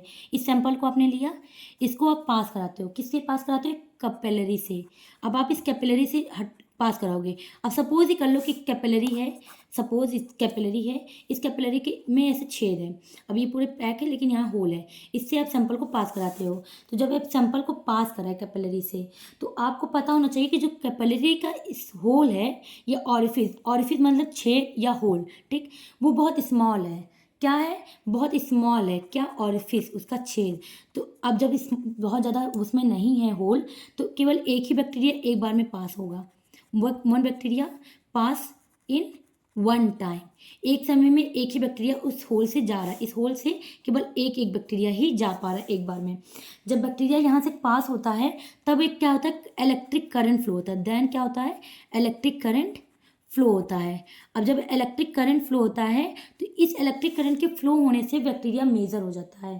ठीक, क्योंकि इलेक्ट्रॉनिक मशीन है तो वो मेजर कर लेता है। उसके बाद से क्या होता है कि मशीन खुद ही काउंट कर लेता है, क्या, कितना बैक्टीरिया है, मशीन काउंट बैक्टीरिया। ठीक, इस तरीके से आप इलेक्ट्रॉनिक काउंटर मेथड होता है, ये इलेक्ट्रॉनिक मशीन के थ्रू होता है। अब बहुत आसान है, ज़्यादा टफ नहीं लग रहा है, आप अब पढ़ लीजिए।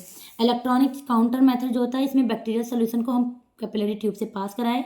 अब एक चीज़ ध्यान दीजिएगा, जो स्मॉल डायमीटर होता है कैपिलरी ट्यूब का, बहुत छोटा डायमीटर होता है, इसकी वजह से एक ही बैक्टीरिया एक टाइम पे जाता है, और जो माइक्रोब्स उसमें मूवमेंट करता है उस ऑरिफिस से, उस होल से, वो इलेक्ट्रिक करंट इम्पैक्ट करवाता है।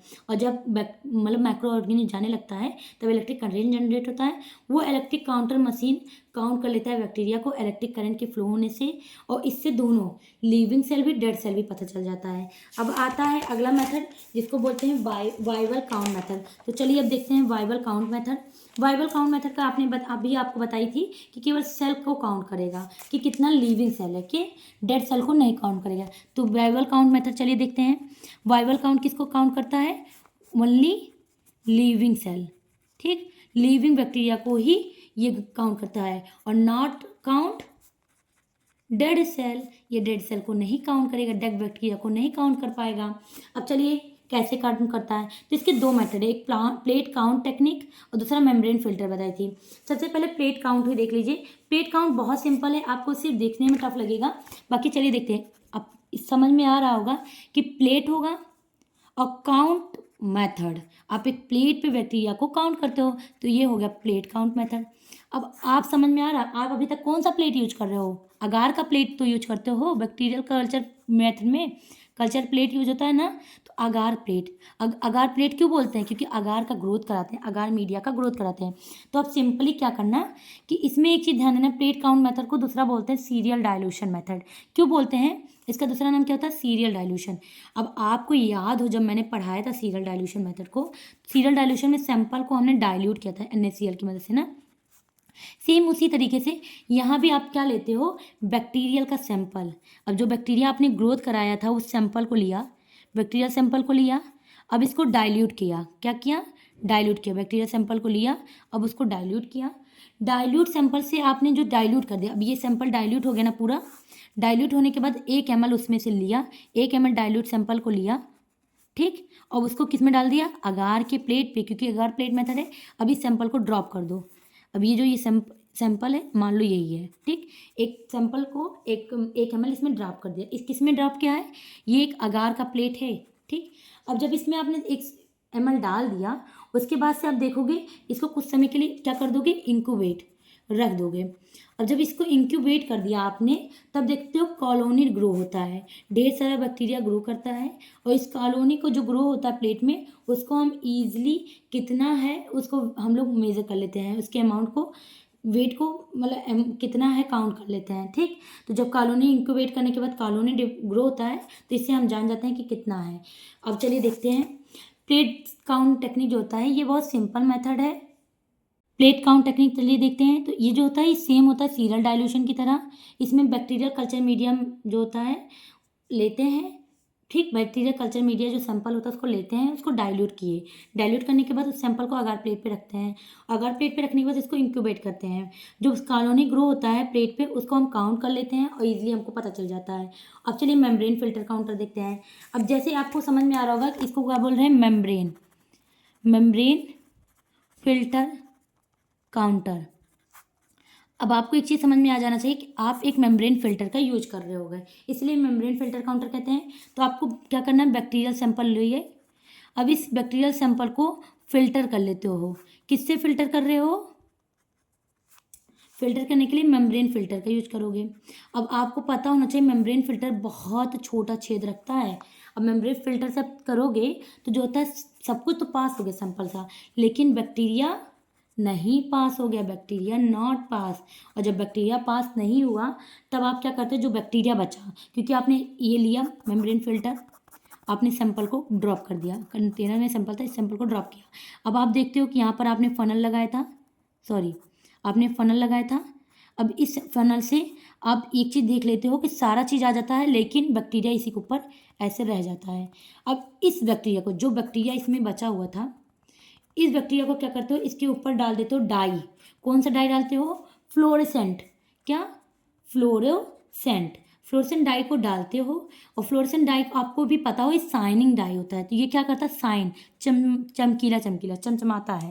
तो जब ये चमकीला होता है, तो उसके बाद से इस डाई की मदद डालने के बाद आप इस माइक्रो ऑर्गेनिज्म जो बैक्टीरिया होता है, उसको आप ले जाते हो माइक्रोस्कोप के पास, और माइक्रोस्कोप के पास रखोगे तो आप इजीली इसको देख लोगे, और मेम्ब्रेन फिल्टर के थ्रू आप बैक्टीरिया को जान जाओगे। ठीक, और ये तो मेम्ब्रेन फिल्टर काउंटर। ठीक, अब बचता क्या है, मेम्ब्रेन फिल्टर काउंटर के बारे में थोड़ा सा देख लीजिए कि बेस्ट मेथड होता है सैंपल के लिए, लेकिन वेस्ट फॉर सैंपल, कैसे सैंपल के लिए वेस्ट होता है, जो सैंपल में बैक्टीरिया कम हो, जैसे कि पानी का सैंपल ले लो। ठीक, जिस सैंपल में बहुत ज़्यादा बैक्टीरिया उसको ये नहीं कर पाएगा मेम्ब्रेन फिल्टर, क्योंकि फिल्टर करता है बहुत ज़्यादा ओपनली एरिया का है, तो ये नहीं इतना कर पाएगा। तो इसमें क्या होता है कि बैक्टीरिया सैंपल लेते हो, फिल्टर पेपर से फिल्टर करते हो, कौन से फिल्टर से, मेम्ब्रेन फिल्टर से। और जब उससे करोगे तो कुछ ऐसे रहते हैं जो bacteria remain on membrane filter पे ही रह जाते हैं। ऐसे बैक्टीरिया को आप फ्लोरेसेंट डाई को डालकर करते हो, वो डाई साइन करता है, और माइक्रोस्कोप की मदद से आप आसानी से काउंट कर लेते हो। अब चलिए देखते हैं डिटर्मिनेशन ऑफ सेल मास। अब सेल मास को मतलब हो गया, मास मतलब वेट। ठीक, तो अब इसमें क्या करते हो, वेट ऑफ बैक्टीरिया को काउंट करते हो। अब इसके लिए भी बहुत आसान है, आप क्या करते हो कि एक बैक्टीरियल कल्चर का सैंपल लेते हो, बैक्टीरियल सैंपल लिए। ठीक, अब इस बैक्टीरियल सैंपल को लेने के बाद आप इसमें से वाटर को रिमूव करते हो, किसका, जब आप सेल मास को वेट कर रहे हो। सेल मास मतलब कितना वेट है बैक्टीरिया का। अब वेट मतलब वजन को मापने के लिए आप क्या करते हो, इस सैंपल से आप वाटर को रिमूव कर देते हैं। अब वाटर रिमूव करने के लिए आप या फिर इसको हीट करो या फिर इसको ड्राई, तो आप क्या कर लेते हो, ड्राई सुखवा कर वाटर को रिमूव किए, और जब वाटर रिमूव हो जाता है फिर इसको वेट कर लेते हो। बस बहुत आसान है। अब चलिए देखते हैं, determine the weight of bacteria, ये बैक्टीरिया के वेट को बताता है, डिटर्मिनेशन ऑफ सेल मास। इसमें आप बैक्टीरिया कल्चर सैंपल को लेते हो, इसके पानी को रिमूव करते हो, सैंपल के वाटर रिमूव करते हो, किसके थ्रू, ड्राई करके। और जब वाटर रिमूव हो जाता है तब उसको हम वेट कर लेते हैं। ठीक, अब आता है डिटर्मिनेशन ऑफ सेल एक्टिविटी, जिसमें हम मेजरमेंट करते हो बायोकेमिकल एक्टिविटी, सेल कितना ज़्यादा एक्टिव है। अब आप इस मेथड को देखो, बहुत आसान है, सेल की एक्टिविटी को मेजर करना है, सेल की एक्टिविटी को। तो सेल की एक्टिविटी में आप कौन सा मेथड यूज करते हो, बायोकेमिकल मेथड, बायोकेमिकल एक्टिविटी। ठीक, कि कितना ज़्यादा बैक्टीरिया एक्टिव है या नहीं है। तो इसमें क्या करते हो, आप जो बैक्टीरिया लेते हो, बैक्टीरिया सैंपल, अब आपको पता होना चाहिए कि ये जो बैक्टीरिया हमने लिया है ये क्या लेता होगा, ऑक्सीजन लेता है, और रिमूव क्या कर रहा है, बाहर निकाल रहा है कार्बन डाइऑक्साइड। अब वो कितना ज़्यादा, मतलब कि कितना, हाउ फास्ट इट वर्क, कितना स्पीड में वो वर्क करता, हाउ फास्ट वर्क। ठीक, कौन? बैक्टीरिया। बैक्टीरिया कितना ज़्यादा ऑक्सीजन को लेता है, जैसे जितना ज़्यादा ऑक्सीजन को लेगा, ऑक्सीजन मोर लेगा तो क्या हो गया, ये एरोबिक बैक्टीरिया है। ऑक्सीजन बहुत नहीं लेगा तो क्या हो गया, एनारोबिक। कम लेगा तो भी एनारोबिक, तो एरोबिक बैक्टीरिया है। तो बैक्टीरिया की एक्टिविटी को देखते हैं कि बैक्टीरिया कितना ज़्यादा ऑक्सीजन को लेता है, एरोबिक कंडीशन में होता है, क्या होता है। ठीक, तो मेजरमेंट बायोकेमिकल एक्टिविटी में क्या करते हैं, बैक्टीरिया को कितना ऑक्सीजन लेता है और कार्बन डाइऑक्साइड को निकालता है। तो इसमें हम चेक करते हैं कि बैक्टीरिया कितना ज़्यादा वर्क करता है, कितनी जल्दी ज़्यादा अच्छे से अपने आप ऑक्सीजन ले रहा है, कितना ज़्यादा और कितना ज़्यादा कार्बन डाइऑक्साइड को निकालता है। उस पर हम बैक्टीरिया जितना ज़्यादा ऑक्सीजन लेता है तो पता चलता है कि बैक्टीरिया एरोबिक है या एनारोबिक है। ठीक है, तो यहाँ से ये आपका कंप्लीट होता है क्या, quantitative measurement of bacterial growth. Study of different types of phase of microscopy, मतलब माइक्रोस्कोप क्या होता है, उसके डिफरेंट फेजेस कौन से हैं और कैसे, किस माइक्रोस्कोप का क्या यूज़ है। तो सबसे पहले देखते हैं माइक्रोस्कोप। तो देखिए माइक्रोस्कोप, अगर आप वर्ड सुनोगे तो ये दो वर्ड है, एक माइक्रो है, एक स्कोप है ना। अब बाबू, माइक्रो मतलब होता है कि स्मॉल लिविंग ऑर्गेनिज्म होता है, माइक्रो ऑर्गेनिज्म होता है जो हम अपनी आंखों से नहीं देख सकते, उनके बारे में स्टडी करना या उनके बारे में देखने के लिए यूज करना, हम माइक्रोस्कोप का यूज करते हैं। अब माइक्रोस्कोप का स्टडी करते हैं तो माइक्रोस्कोपी में करते हैं। तो चलिए देखते हैं, माइक्रोस्कोप एक ऐसा ऑप्टिकल इंस्ट्रूमेंट होता है, ऑप्टिकल मतलब जो हम अपने आंखों से देखने के लिए यूज करते हैं, जिसमें लेंस होता है, लेंसेस होता है, इनलार्ज करने के लिए और मैग्नीफाइड करने के लिए इमेज को, एक माइन्यूट सा ऑब्जेक्ट होता है। माइक्रोस्कोप की साइंस जिसमें हम माइक्रोस्कोप के बारे में एस्पेक्ट क्या उसके बारे में स्टडी करते हैं, उसको माइक्रोस्कोपी बोलते हैं। फिर बोलते हैं कि माइक्रोस्कोप होता क्या है। तो लैब इक्विपमेंट है, एक आपके लैब में होता है ना, अब माइक्रोबायोलॉजी के लैब में जाएंगे तो लैब इक्विपमेंट रहता है।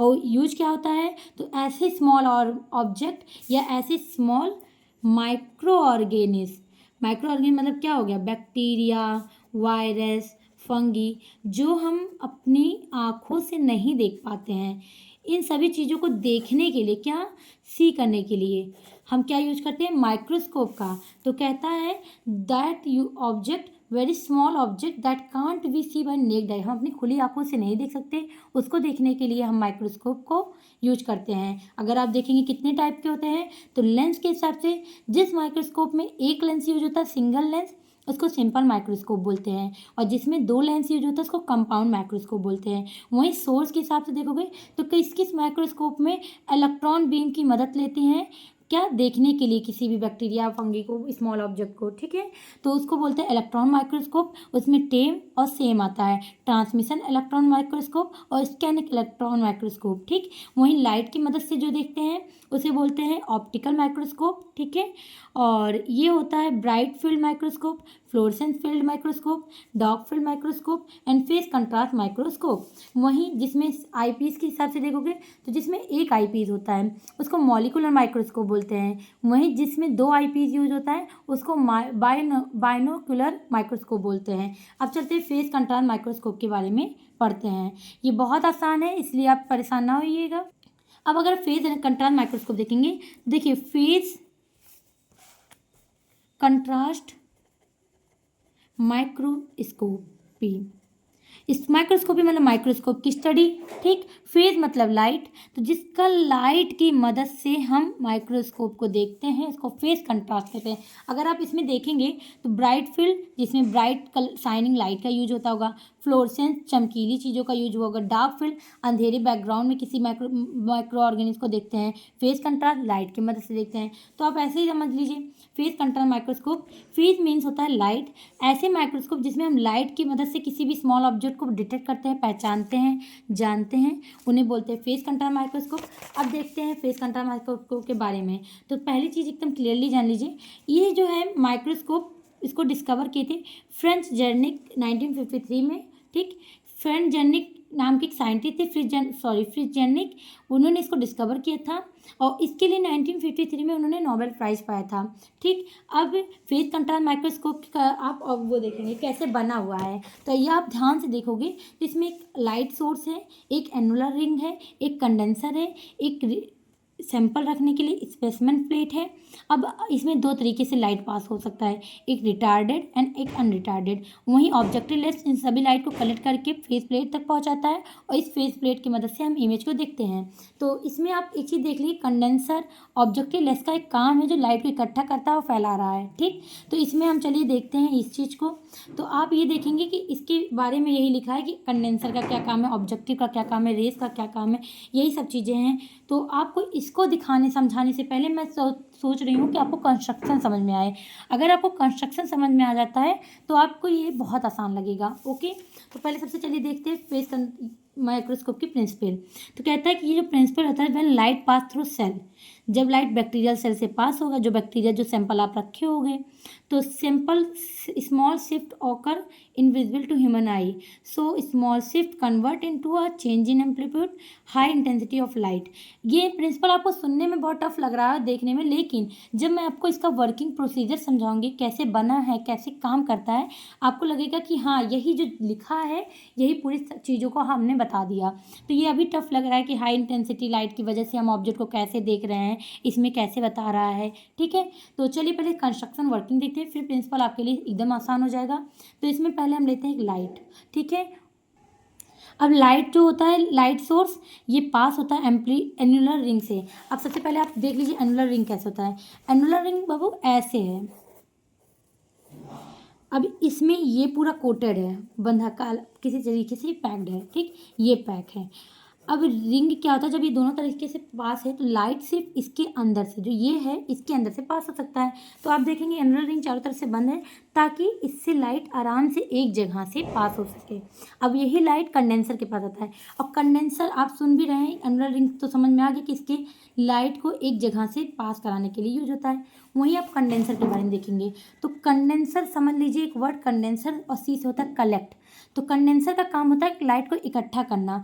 तो ये क्या होता है कि ऐसे जो लाइट है इसको इकट्ठा करता है, जो यहाँ से आता है इसके बीच से पास होकर और यहाँ आता है, ये यहाँ इसको इकट्ठा करता है और किसके पास, स्पेसिमेन के पास पहुँचाने के लिए। अब कंडेंसर क्या करता है, कलेक्ट कराता है, क्या कराता है, इकट्ठा कराता है लाइट को। ठीक, तो कंडेंसर जो होता है इकट्ठा कराता है। और इसके बारे में कुछ चीज़ें था जो मैंने स्टार्टिंग पेज पे नहीं पढ़ाई, अभी समझाई, क्योंकि इसको समझना बहुत ज़रूरी है। तो ये जो लाइट यहाँ से आया, ये लाइट आपके यहाँ से आया। ठीक, अब ये यहाँ पहुँचा, यहाँ से कंडेंसर इसको एनुलर रिंग से पास करा कर कंडेंसर तक पहुँचा, कंडेंसर कलेक्ट करके इसको सैंपल स्पेसिमेन में रखा हुआ सैंपल तक पहुँचाता है। अच्छा, सैंपल तक अगर लाइट पहुँचेगा तो सैंपल दिखेगा, चमकेगा, हम माइक्रोस्कोप से आसानी से जान जाते हैं। और फेज मतलब ही लाइट था। तो ये जो होता है कलेक्ट करके यहाँ पहुँचाता है और यहाँ रखा हुआ सैंपल किसमें, स्पेसिमेन प्लेट पे, स्पेसिमेन प्लेट पे। तो यहाँ तक पहुँचाने तक समझ में आया। तो चलिए देखते हैं, जो लाइट है वो लाइट पास हुआ एनुलर रिंग से, कंडेंसर तक पहुंचा, कंडेंसर से हुए सैंपल स्पेसिमेन प्लेट पे पहुंचा, वहाँ सैंपल रखा था, उससे टकराया लाइट और ऑब्जेक्टिव लेंस तक पहुंचता है। अब उससे टकराते समय लाइट दो तरीके से होता है, कुछ लाइट जो होता है वो भाग जाता है दूसरी जगह पे। ठीक, इस तरीके से, कुछ उल्टा सीधा डायरेक्शन में, और कुछ एग्जैक्ट सैंपल के पास, ऑब्जेक्टिव लेंस के पास पहुँच जाता है। ठीक, जो ऑब्जेक्टिव लेंस के पास पहुँचता है उसकी वेवलेंथ बहुत अच्छी होती है। ठीक, तो जो ऑब्जेक्टिव लेंस के पास पहुँचता है उसको रिटार्डेड रे बोलते हैं, और जो नहीं पहुँच पाता है क्लियरली बीच में, उसे अनरिटार्डेड, जो बाहर भाग भाग चला जाता है। ठीक, अच्छा, जो लाइट आसानी से रिटार्डेड है, जैसे रिटार्डेड रे का क्या मतलब हो गया कि जो आसानी से एकदम एग्जैक्ट पोजीशन पे पहुंचता है। अब जो रिटार्डेड रे है उसके बारे में सुन लीजिए। अगर ये रिटार्डेड रे है, इसका मतलब कि दोनों बराबर फ्रिक्वेंसी में बराबर तरीके से पहुँचा है, दोनों ऐसे पहुँचा हुआ। ठीक, अब दोनों ऐसे रे पहुँचा, कहाँ का, एक तो यहाँ का, ठीक, और एक यहाँ का, दोनों रे ऐसे पहुँचा। अब जो दोनों सीधे सीधे पहुँचा तो दोनों ऐसे ही तो पहुँचेगा, क्योंकि ये उल्टा डायरेक्शन में नहीं है तो सीधा ये भी जाएगा। अब जब ये दोनों सीधा जाएगा तो इसकी इंटेंसिटी बहुत हाई हो जाती है लाइट की, क्या, लाइट की इंटेंसिटी बहुत ज़्यादा हाई हो जाती है। और जब लाइट की इंटेंसिटी हाई हो जाती है और ये सीधा सीधा सब कुछ सही से लाइट पहुंचा है तो कंस्ट्रक्टिव होता है। और जब लाइट की इंटेंसिटी हाई हो गई, अच्छे से लाइट पहुंच गई, अच्छे से ऑब्जेक्ट दिख गया, तो जितना अच्छे से लाइट की इंटेंसिटी जितनी ज़्यादा हो गई उतने ज़्यादा क्लियर हमने माइक्रोस्कोप से माइक्रो ऑर्गेनिज्म को देखा, क्लियर बैक्टीरिया सीन। तो ऐसे हम यूज करते हैं। अब एक चीज़ आप देखेंगे, लाइट की मदद से यहाँ देख रहे हैं और यहाँ पर एक चीज़ और होता है कि बहुत अच्छे से विजिबल होने की वजह से, रिटार्डेड रे की वजह से हमें यहाँ पर कोई स्टेनिंग टेक्निक का यूज नहीं करना पड़ता। स्टेनिंग मतलब क्या, कलर को नहीं डालना पड़ता, इंडिकेटर डाई को नहीं डालना पड़ता है किसी भी माइक्रो ऑर्गेनिज्म को देखने के लिए। और यही चीज़ हम नहीं हो पाता था किसमें, ब्राइट फील्ड में। और इसी की ब्राइट फील्ड की कमी की वजह से ही लाया गया था फेस कंट्रास्ट को। और ब्राइट फील्ड में हम क्या यूज करते थे, स्टेन को, कलर को, तब हम ऑब्जेक्ट को देख पाते थे, वरना चमकीला पड़ जाता था बैकग्राउंड। तो हम इसीलिए इसको यूज करते हैं फेस कंट्रास्ट, क्योंकि इसमें लाइट बहुत अच्छे से आती है। वहीं एक तो ये हो गया, एक रिटार्डेड रे। दूसरा रे आप देखोगे तो ये भाग जा रहा है, अनरिटार्डेड रे। ठीक, अनरिटार्डेड रे में आप देखोगे तो अनरिटार्डेड जो रे होता है वो दो तरीके से है। अब देखेंगे कुछ लाइट ऐसे ऐसे जा रही है, ठीक, वहीं कुछ लाइट ऐसे ऐसे जा रही है। अब इसमें लाइट ऐसे भी हो सकती है और कुछ दूर बाद फिर ऐसे, फिर ऐसे ऐसे ऐसे ऐसे हो सकती है। इस तरीके से लाइट अपना डायरेक्शन बदल देती है और ऑब्जेक्ट सही से नहीं दिख पाता है। तो यही कहता है कि इसमें एक लाइट सोर्स है, एक इमेज प्लेन है, एक फेस प्लेट है, ऑब्जेक्टिव लेंस, स्पेसिमेन है, कंडेंसर है, एनुलर रिंग है। अब आप देख लीजिए सब कुछ है।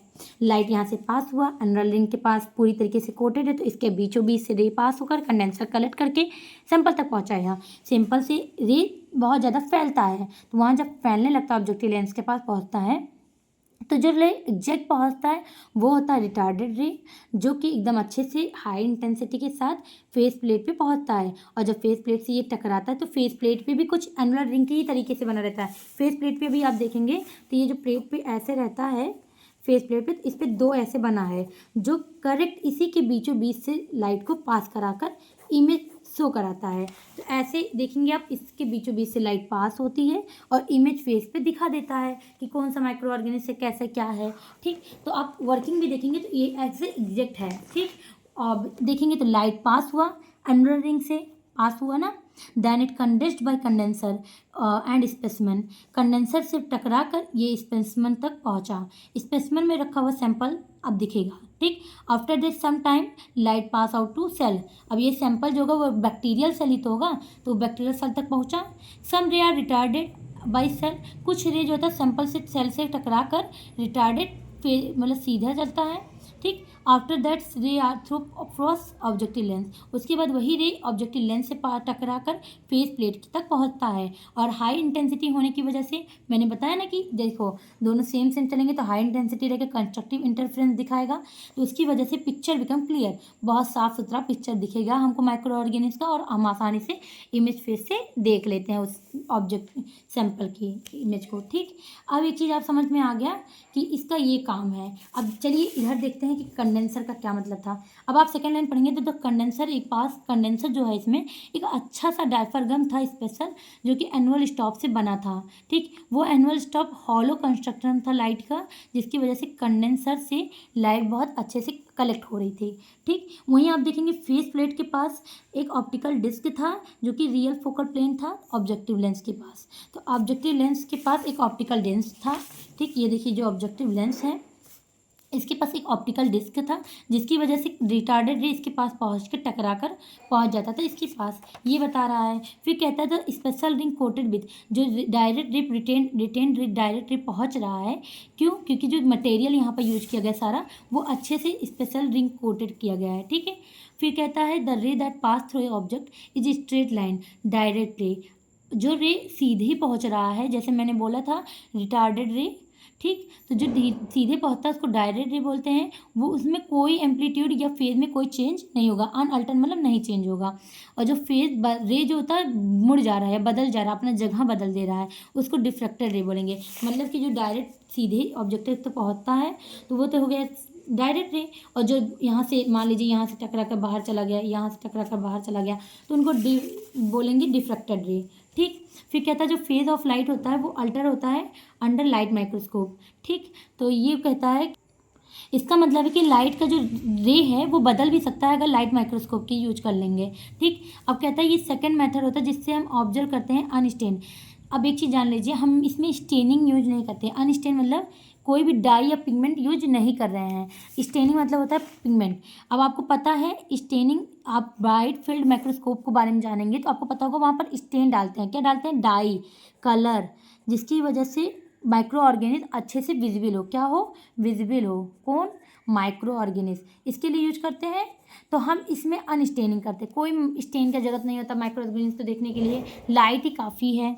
तो कहते हैं ये अनस्टेन्ड होता है, इसलिए हाई रिजोल्यूशन होता है, गुड कंट्रास्ट होता है, ठीक है। और ये जो होता है वेरी स्मॉल ऑब्जेक्ट को डार्क फील्ड में नहीं दिख पाता है, इसके लिए ये बहुत अच्छा है।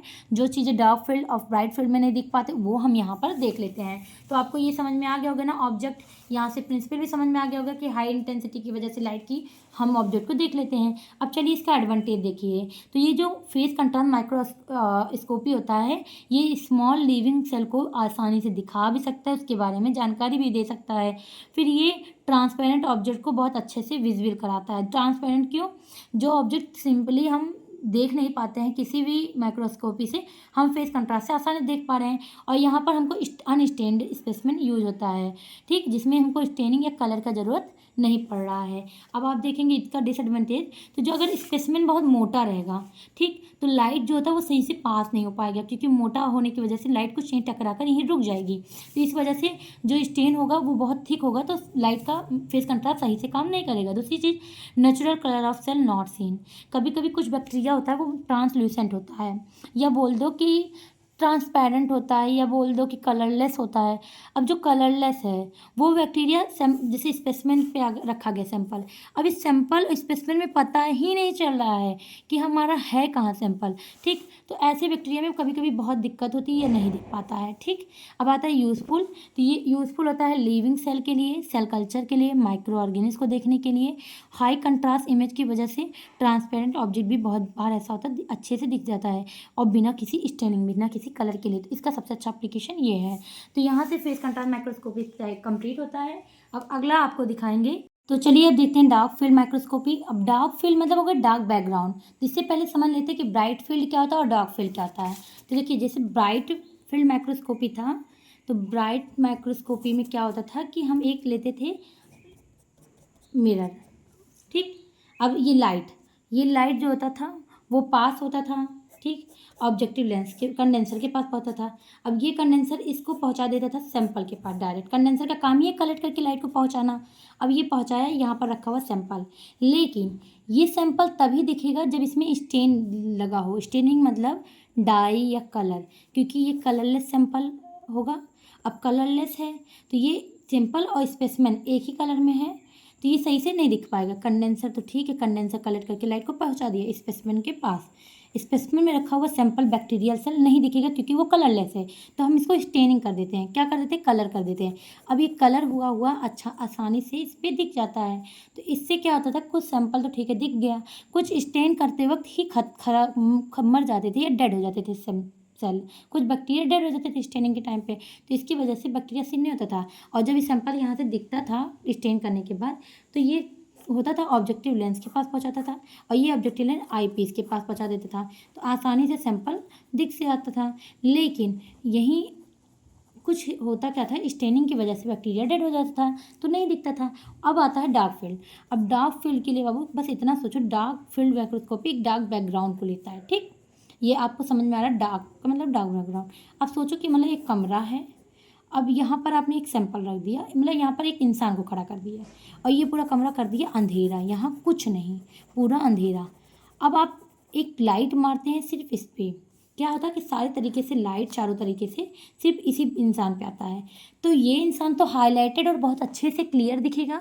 क्यों, क्योंकि पूरे ब्लैक बैकग्राउंड के अंदर सिर्फ एक ही चीज़ दिख रहा है कि एक ही चीज़ पे लाइट है, तो वो अच्छे से शो करेगा ना। तो इसी तरीके से डार्क फील्ड माइक्रोस्कोप में हम क्या करते हैं कि हम सैंपल को जैसे रखते हैं, इसमें रखे थे कि लाइट को लिए, कंडेंसर को लिए, स्पेसिमेन ऑब्जेक्ट और आई पीस है, आई पीस से हम देख लेते हैं। लेकिन इसमें हम लाइट को सही से एक ही बैकग्राउंड पे, अंधेरे के सैंपल जहाँ रखा गया पूरा ही काला रहेगा, पूरा मतलब अंधेरी जगह पे होगा सैंपल, पूरा काला, हर जगह काला रहेगा। बस जो यहाँ सैंपल रखे हो इस पे लाइट पड़े, इसके लिए हम यहाँ लगा देते एक एनुलर रिंग। अब एनुलर रिंग का काम आपको याद हो, एनुलर रिंग हमने फेस कंट्रास्ट में भी बताया था। वो क्या करता है कि चारों तरीके से ये पूरा कवर रहता है, तो बीच में जो जगह रहता है वहाँ से वो सीधा लाइन पहुँचाता है। इसी तरीके से एनुलर रिंग पूरा ये बंद है। अब जो लाइट है वो एक ही जगह से पास हो सकता है, वो है यहाँ। अब जब यहाँ से पास होगा तो ये कंडेंसर जो था वो वहीं से टकरा कर कलेक्ट करवाता है। अब लाइट बहुत आसानी से बहुत अच्छे से पहुँचेगा। अब ऐसे एनुलर रिंग नहीं लगा था तो कभी यहाँ से यहाँ से यहाँ से यहाँ से यहाँ से हर जगह से लाइट जाता था, तो कहीं से भी लाइट पहुँच जाता था, पूरा बैकग्राउंड था ब्राइट। अब यहाँ पर क्या था कि एनुलर रिंग की वजह से स्पेसिफिक जगह पे लाइट पहुँचता है। तो चलिए अब देखते हैं।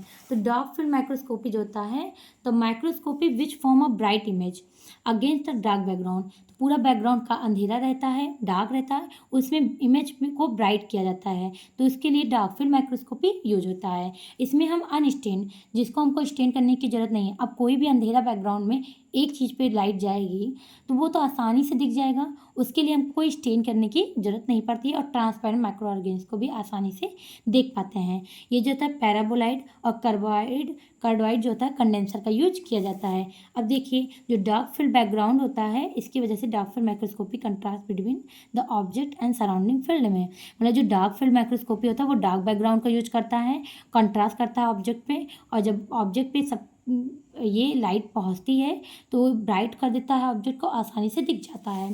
ठीक, तो कहता है the dark background of dark field microscopy contrast between the object and surrounding field, ठीक, so that the object become bright. मैंने वही समझाया in respect to background dark. ठीक, अब आता है कंस्ट्रक्शन। तो इसमें एक लाइट है, एनुलर रिंग पहुंचा ताकि लाइट आसानी से एक ही बैकग्राउंड पे पहुंचे और बहुत जगह टकरा कर न जा पाए। अब लाइट का पास होने का तरीका ये है या ये है, तो यहाँ तो पहुंच नहीं पाएगा इतना बेंट में, तो लाइट ऐसे आसानी से पहुंचा और यहाँ पहुंचता है। अब यहाँ से लाइट का फैलने का जगह है, तो अगर जो फैल के बाहर चला जा रहा है, उड़ जा रहा है, वो अनरिफ्लेक्टेड है। वहीं जो सही से ऑब्जेक्टिव लेंस तक पहुंचता है वो रिफ्लेक्टेड लाइट है, जो वहाँ से आईपीस पे पहुंचता है और हम ऑब्जेक्ट को आसानी से देख लेते हैं। तो वही चीज़ें लिखी, लाइट सोर्स, आई पीस, ठीक, आई पीस के साथ साथ ऑब्जेक्टिव लेंस यूज हुआ है, कंडेंसर यूज हुआ है, specimen annular aperture dark field के लिए स्टॉप करने के लिए रखा गया है। अब वर्किंग भी वैसे ही लिखा है कि एनुलर रिंग रखा है जो कि क्रिएट करता है डार्क फील्ड को, ठीक, और एनुलर रिंग की वजह से अलाउ होता है लिमिटेड लाइट ही पास हो सकता है, पूरी लाइट इकट्ठा ऐसे फैल नहीं जाता। तो जब पूरी लाइट नहीं फैलेगी तो ये पूरा अंधेरे बैकग्राउंड में एक सैंपल पे ही लाइट पहुंच रही है, तो ये सैंपल हाईलाइट होगा और बहुत आसानी से देख लेंगे।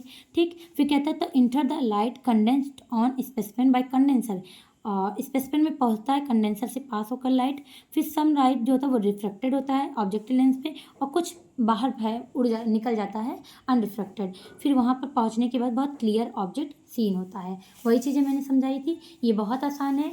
अब चलिए देखते हैं इसका एडवांटेज। तो अगर आप एडवांटेज देखेंगे तो इसका हाई डिग्री ऑफ कंट्रास्ट होता है, तो ऑब्जेक्ट बहुत ज़्यादा अच्छे से क्लियरली दिख जाता है, क्योंकि पूरा बैकग्राउंड अंधेरा होता है। तो एक ही ऑब्जेक्ट या बोलिए बैक्टीरियल सेल पे या जो भी माइक्रो ऑर्गेनिज्म, उसी पे आपका माइक्रोस्कोप ज़्यादा टारगेट करता है, इसकी वजह से बहुत अच्छा कंट्रास्ट करता है। दूसरी चीज़, ये फेस कंट्रास्ट की अपेक्षा बहुत सस्ता और बहुत ज़्यादा आसानी से मिल जाता है। अब आप देखेंगे तो जो माइक्रो ऑर्गेनिज्म होता है बिना स्टेन करे ही आसानी से दिख जाता है, क्योंकि बैकग्राउंड पूरा अंधेरा रहता है, तो एक ही चीज़ पे ध्यान फोकस होता है। अब डिसएडवांटेज, तो dust particles can also be seen. अब जैसे आप पूरा बैकग्राउंड अंधेरा है तो उसी पे जब वो करते हैं तो जो डस्ट पार्टिकल भी होगा उस सैंपल के पास वो भी बहुत आसानी से दिखता है, तो फिर दिक्कत होती है। दूसरी चीज़ है when room is completely dark, ये तभी बहुत अच्छा काम करेगा जब रूम पूरी तरीके से अंधेरा रहेगा, ठीक। और लो लाइट लेवल सीन, आप देखोगे केवल पूरा डार्क ब्राउन ब्लैक रहता है, केवल एक जगह लाइट यूज होता है, तो ज़्यादा लाइट का यूज नहीं होता, तो लो लाइट यूज होता है। अब एप्लीकेशन देखोगे तो बिना स्टेन करे ही ये यूज हो जा रहा है, और ब्राइट फील्ड से काफ़ी अच्छा होता है डार्क फील्ड। तो फिर अगर आपको लेक्चर अच्छा लगा हो तो please like, subscribe and share trick pharmacy app and channel. और इसके बाद से अब मैं आपको पढ़ाऊंगी इलेक्ट्रॉन माइक्रोस्कोपी।